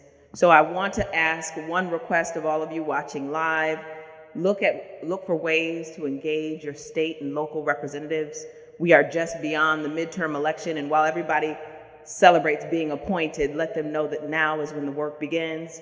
With that said, we're about to have brief 2-minute reflections because I don't want to close this out with a few individuals still speaking. The father of Sean Bell, men are often invisible because of the media and because of a lack of respect for Black families. And so I ask this king in the presence of all of us to allow us a window into his pain. Please join us in a celebration of your son's life. And then after that, we'll have a few other remarks. Thank you so much. I want everybody to close their eyes. Everyone, close your eyes. Really think back deep and listen. Gunshots. Think about that. Then after that, 16 more. Then another 16, 32. The guy left out from the shooting and went to a bar and partied. On the daily news, celebrating women and champagne. I had so much anger in my heart. You think about listening to that for 2.5 years, I had to deal with this. 2.5 years, couldn't sleep at night, because I kept hearing that in my head, and sitting behind that wheel like he was sitting. If it wasn't for these women and my wife, I think I'd have been in jail. And I think I had every right. Because you know, men are real weak in those terms. Women are strong. And they helped me so much. Trust me, I give them all the credit. I give the women all the blessings and the credit on this earth. They helped me get through this for 16 years. But I'm still angry. Don't get me wrong. I'm not happy about what happened. I'm never gonna be happy. But I want you to understand what I'm going through every night. That I can't sleep at night, only during the day. So for me to come out during the daytime is a blessing, because I sleep at that time. At night, I'm scared to go to sleep. And I'm glad y'all gave me this few minutes to interfere and feel my pain, just a little bit, because I got some serious pain. And women, I love y'all because y'all the mothers that gave us men life to do what we have to do. If it wasn't for y'all, God knew what would happen to me. I want to thank you.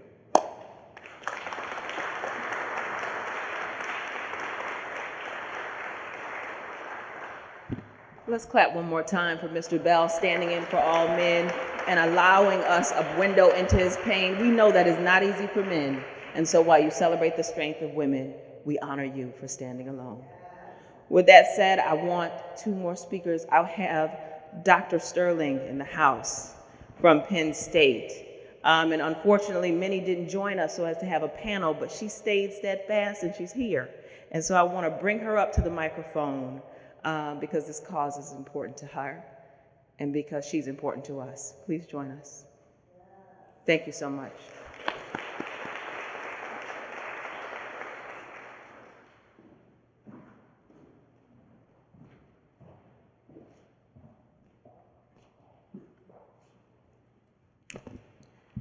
Thank you very much, Mia, for the invitation.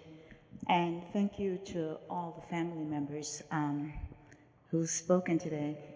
It's one thing to see this, you see it on television, you I read about it, but it's another thing altogether to hear your stories. And I think you all carry the pain for all of us, and you carry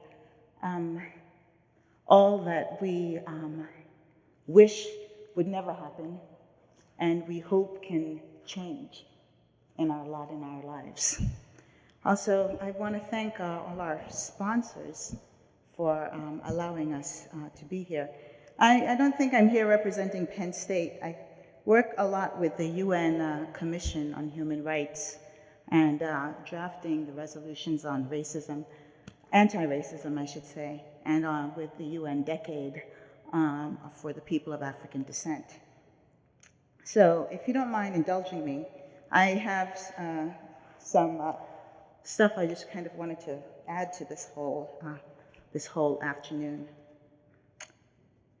In the news a few days ago was the story of a 9-year-old girl whose neighbor called the police on her when she was spraying trees against an invasive species of spotted lanternflies. He told the 911 operator, and I quote, "There's a little black woman walking, spraying stuff on the sidewalks, and trees on Elizabeth and Florence. I don't know what the hell she's doing. She scares me, though." Then he added, "She's a real small woman." What makes this man and so many others adultify a little black girl?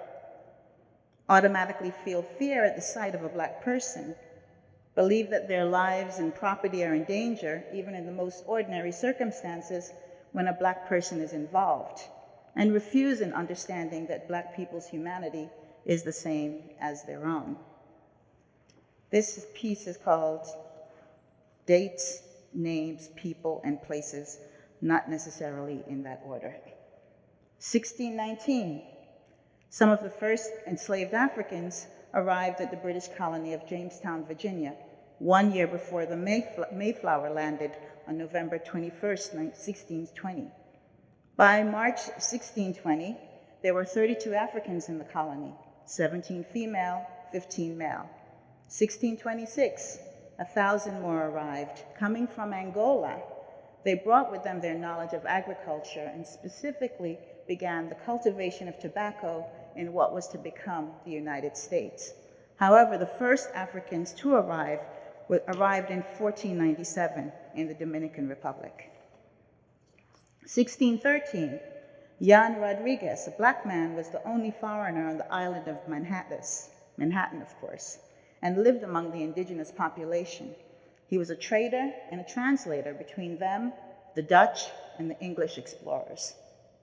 1625, the founding of New Amsterdam, which would become New York. An enslaved population is brought from Brazil by the Dutch West Indian Company. They settle in the area that's known today as today's Wall Street. Attacks from the native population changed the relationship between the Dutch and the enslaved, who were then conscripted into defending the colony. The colonists armed them as soldiers and gave them land and liberty in exchange. Now, only the older black men were given this boon because of their risking their lives. Their children were not freed. And they were to create, the idea was that they would create a buffer zone between the indigenous people and the settler colony, as they were given 130 acres, which extended to Greenwich Village. And by the way, this slavery, not only it didn't end in New York until 1817. And they not only started our economy with their free labor, these enslaved people built the streets of the Bowery and Broadway. 1705, the Virginia General Assembly created the Slave Code, and this slave code was adopted by the slave owners across the American, and by American I'm just saying the US colonies. Slave Code states, and I quote, "All servants imported and brought into the country who were not Christians in their native country shall be accounted and be slaves. All Negro, mulatto, and Indian slaves within this dominion shall be held to be real estate. If any slave resists his master correcting such slave and shall happen to be killed in such correcting, the master shall be free of all punishment as if such accident never happened." This code essentially made all enslaved people property and allowed the owners to kill them without impunity, I should say. 1781, in Notes of the State of Virginia, Thomas Jefferson writes, "I advance, as a suspicion only, that the blacks, whether originally a distinct race or made distinct by time and circumstances, are inferior to the whites in the endowments of both mind and body." As one of our founding fathers, he reflected the sentiment of most, if not all. 1788, in the ratified Constitution of the newly created United States, Article 1, Section 2 of the Constitution declared, "Any person who is not free could be counted as 3/5 of a free individual for the purposes of determining congressional representation."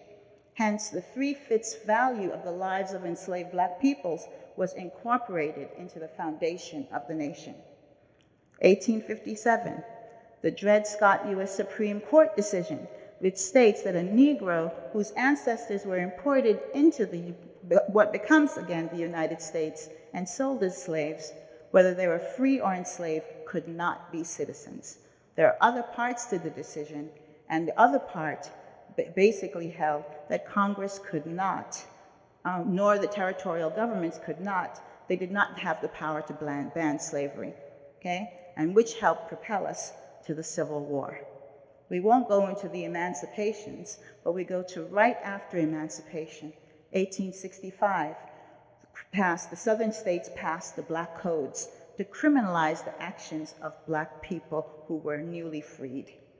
Now, while each state, the codes varied from person to person, okay, what they involved were that each free Black people had to sign a labor contract for 1 year, and if not, they could be forced into prison. A state like Mississippi, you had to show evidence that you were employed. If you left your contract, you could be arrested. In South Carolina, the law prohibited Black people from having jobs other than farmers or servants, and if they had these other jobs, they had to pay an annual tax of $10 to $100. And some states just limited the type of property Blacks could own, and others refused to sell Blacks' property altogether. Now, these laws were, of course, meant to limit the economic mobility of Black people. 1866, the Civil Rights Act, they nullified the Black codes in the contract system, but not the intent and the behavior behind them. 1877 ends the period of Reconstruction in the South. Federal troops pull out of the South, which launches this era of disenfranchisement of the Black vote, and of course, Jim Crow segregation with the concomitant violence of a police state. Governmental institutions exercise extreme control over civil liberties, over political and economic and educational access. An all-white police and state militia plays a heightened role in exercising the control of the Black populace. Unofficial license is granted to white citizens to police and violently attack Blacks. These folks were in the guise of agricultural and police clubs, and a full sanctioning is given to terrorist organizations like the Ku Klux Klan. The last is 1896, Plessy versus Ferguson. The U.S. Supreme Court's decision declared racial segregation is constitutional, and it nullified all the benefits of the 14th Amendment, which gave citizenship, and the 15th Amendment the right for only Black men to vote. Racism, intentional or not, is still racism, said Monique Joseph, the mother of our 9-year-old. And what Monique Joseph and many others don't always put into place is how much racism is tied to commodity capitalism, racialized capitalism. And as Black people, okay, we've been rimmed by stereotypes of our lack of intelligence, criminal behaviors, and prone to violence. And these stereotypes escalate. But in our history, we're not seeing exactly those behaviors. And still today, such stereotypes are deeply embedded in our psyches and in the institutions of the nation.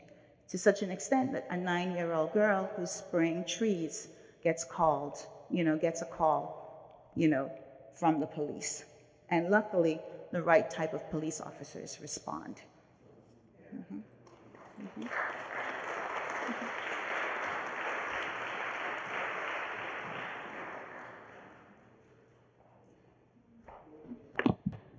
I want to thank Dr. Sterling. She is a beautiful brain and a historian, and oftentimes Black history doesn't matter to many.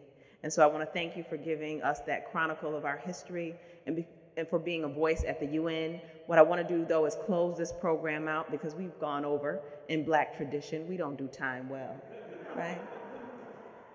With that said, my Christian belief is that a brother, or in this case, a sister, is born in a time of trouble.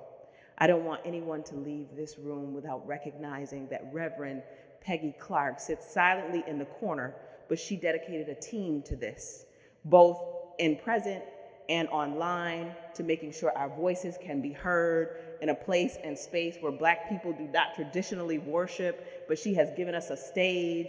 She is a sister in a time of trouble. And with that said, I want to thank you for your dedication to this issue, for sitting silently in a room and giving Black people voice, for making sure that people know that we matter and will continue to matter in church spaces and at the UN and on corners and in projects. We need allies or sisters like you. Please close us out. Thank you so much.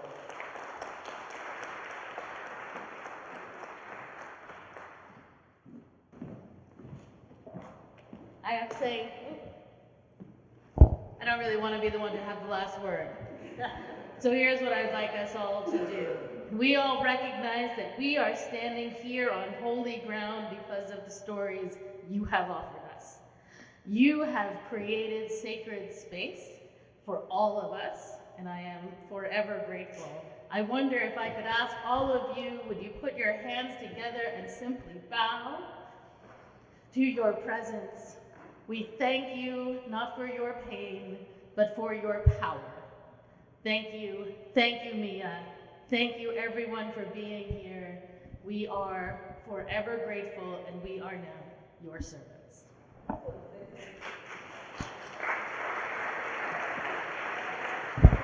Joshua Lopez still here?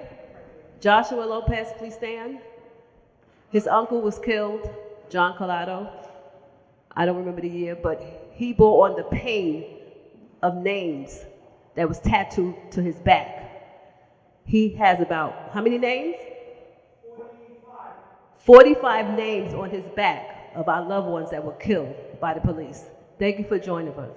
Not only thank you for joining us, because Reverend Peggy said she doesn't want the last word, my brother, we give it to you. So just in a few moments, I want you to honor your pain, close us out in 60 seconds or less, like I know you can, right? Here you go. I thank you. Thank you for giving me this platform. My name is Joshua Lopez. I've been fighting for a long time, way before my uncle was murdered by police. I witnessed friends in my neighborhood also being murdered in the early 1990s. So I know my uncle's case was not an isolated incident. My uncle attempted to break up a fight. His name was John Collado. And mothers and families have given me the strength to keep going and keep fighting against this racist system. And like Ms. Gwen said earlier, we traveled to Albany and talked to senators and all that to change laws and get rid of police secrecy, like the 50A law. And I also want to acknowledge Angie Kears, the wife of Andrew Kears. And I also want to acknowledge Juanita Young. She's the mother of Malcolm Ferguson. Thank you guys. Thanks everybody. I want to thank you guys all for coming. I want to say briefly that every movement in every society is typically led by men. And in our movement, men have been erased, but we know that you're there. I thank you and I honor you for sharing your pain. I thank the mothers for being present and being the cornerstone and the pillars of this movement. Thank you guys so much for joining this time. And for those of you online, look to be active and next time be present.